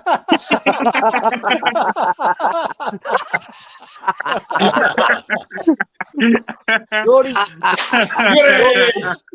Tubalay. My stream's cut out now at the end. It's cut off now. That is a winning quote from Geordie Tunefalay. Final score: Newcastle United 4, Fulham 1. Get in. That is a great result. Final score at Southampton as well. Southampton 1, Everton 2. And that's a great win. So let's sum it up, George. And as we see, Liverpool have drawn 3-3 with Brighton. Yes. And that's a great result for Brighton down there. And that result confirms Newcastle's position in the Premier League is now 7th. Chelsea up to 5th on 13 points. Man United in 6th on 12. Newcastle, though, on 7th place on 11 points. Better goal difference than Fulham, same points, but ahead of Liverpool by a point. Liverpool, of course, got a game in hand. So, George, your take on today's game. You haven't watched it, I know, but you've been you've been following our views on it. What's your view? But everything about it, everything that you lads have been describing, I can sum up in one word: professional. Professional from start to finish. We went out as though we were going to win it on the front foot and didn't stop. And the fact that they went down to 10 men, we just kept playing the way we were playing and just kept grinding it out. And I think that was fantastic. All professional. My only concern was, as I said earlier, is when he took the four back, all the back four off at the same time, I don't think that was very professional. But on the other hand, by then, so what? I mean, the game was ours, so he was entitled to do what he wanted to do, to save players and to give them a rest and all that sort of thing. But otherwise, professional is the word I would use. Al-Walid, Newcastle 4-1 win. Great performance, great win, and putting a smile on our faces tonight. Yeah, we really need this win, and I'm happy that we scored different way. This is not first team squad totally, and we did okay. Willock, I'm impressed about Willock. He's really, he's not man of the match for me, but he's really improved, and he showed a lot of qualities today.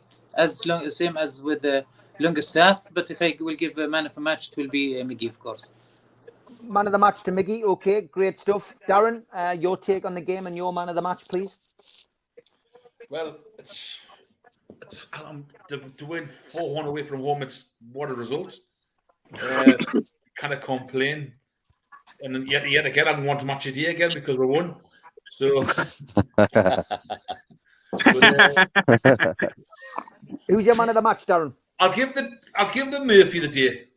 And I know our Chris had was not come on, but he had a good game. Sean Murphy for me. Well, I'm gonna give it to Murphy as well, mate, because we doubted the guy before the game. We were scratching our heads, and I know Almiron scored the goals. The two good goals. Should have had a hat trick, but yeah, I'm gonna give it to Murphy as well. Vince, I know you didn't see all the game, but just your take on the result and man of the match if you can. Well, Alexis, fantastic. It's what we wanted. It's definitely what we wanted to win. We thought we'd do it. I mean, like George says, just sounds like professional. Just absolutely, just went down there and took the hammer to them. And we can do, and it's just great to see. Man of the match, from what you've been saying, Alexis, I'll stick to you, Murphy. To see the lad come on and do that. And I felt sorry for the lad. I mean, sometimes he's had shots. They've come back at the post and someone else has nipped it in. I've wanted him to do well. And it's good to see he's a Newcastle fan and I want him to see him do well. So, yeah, very good. Question from Geordie Toonfalife. He says, does Funby know that it's Saturday? It must be Friday where he is. Spenny, man of the match for you. Man of the match to me was George because he didn't even say the match, but he was a brilliant commentator. Simple as that. And he knows how to shake and rattle. Yeah. Well, I like that ad. This is a better. Jesus. I like that ad also. We've seen a future Newcastle captain today, Botman. I agree with that. Actually, the last time he was on at St James's Park, I couldn't help but notice that when they were organising the events for a corner, Steve Hasey and I could hear him shouting at the others to organise them from the pitch, which is unusual. You can hear somebody actually shouting. That's a future Newcastle captain. Yeah, I think it's a good shout. Agree. Someone needs to make Steve season tickets because he loves watch-alongs. I do enjoy them, I've got to be honest. I forgot how much I enjoyed them. El Stapleton says, I've loved celebrating every goal 3 times, thanks to Spenny. Hey, brother, mate. Funby, your man of the match, mate. Man of the match has to be Spenny for the entertainment today. I've had so much fun. But all you guys, by the way, all of you have been man of the match for me. But in the game, I'd give it to Miggy, man. Just the smile, the fact that he's got 2 goals, his confidence is going to be beaming. He nutmegged someone and then played a long pass. I was just like, oh, he's on his Brazilian game now. So, yeah, I'm going to give it to Miggy. Great stuff. And Donald, last but by no means least, mate, you. Yeah, as I say, I mean, Miggy played football how I like to see football played, with a smile on his face. Yeah, he looked as though he looked as though he enjoyed himself out there. He was cooking. He was cooking today. He was definitely cooking today. Definitely. Yeah. Also, like to see Halloween. I didn't write that down. That was off the cuff. I like to see Halloween. You copy my fashion sense better now. Anyway, you wear new better gear.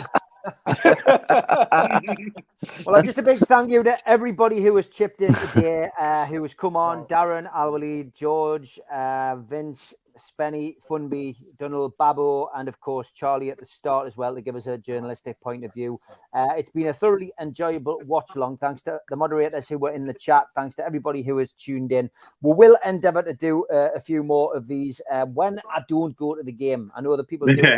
I know that it is difficult, but I am in negotiations with Funby's agent as well. To get him back on a regular basis. He strikes a hard deal, but we will be having a bit more of fun with Funby on the channel and Babbo as the season goes on. Thanks to everybody for watching. Have a great night. I'm going to play out the ad. Take care, guys. Have a good night. Bye-bye. Big thank you to skipsandbins.com, telephone 0800 25 45 25 3, email inquiries at skipsandbins.com, website skipsandbins.com, easy contract, free and pay-as-you-go waste collection. Thanks to Darren Baldwin Funerals, independent funeral directors. You can find them at 304 Old Durham Road, Gateshead. Telephone 0191 478 273 or email Darren at darrenbaldwinfunerals.co.uk or go to the website darrenbaldwinfunerals.co.uk. Thanks to Garden of Healing Dispensary, CBD hemp and cannabinoid specialists. You can find them at the GOHD.com. And thanks to 3 Property, who specialise in sourcing investment properties for their clients who are looking to invest in the Northeast. They offer a full in-house service from sourcing the deals to managing the properties for you. They've done over 100 plus deals in the past 12 months for clients all over the UK.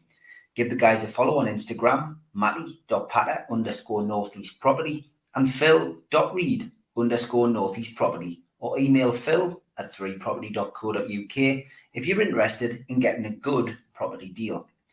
Thanks also to Mr. Vicky's Sauces. They are handmade in Cumbria. You can find them at mrvickys.co.uk or give them a call on 01768 210 102. Thanks to Media Arts for all the help with the video technology side of things. And thanks to qtechshop.co.uk, the makers of pool tables and snooker tables in Wolves and Newcastle, and the guys who run our website, NUFCmatters.com.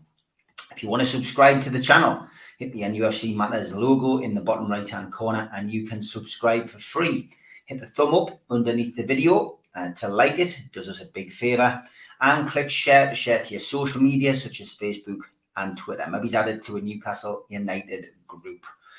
You can also make a donation. Just hit the thanks button underneath if you're enjoying the content and you want to share something with me or the people on the channel.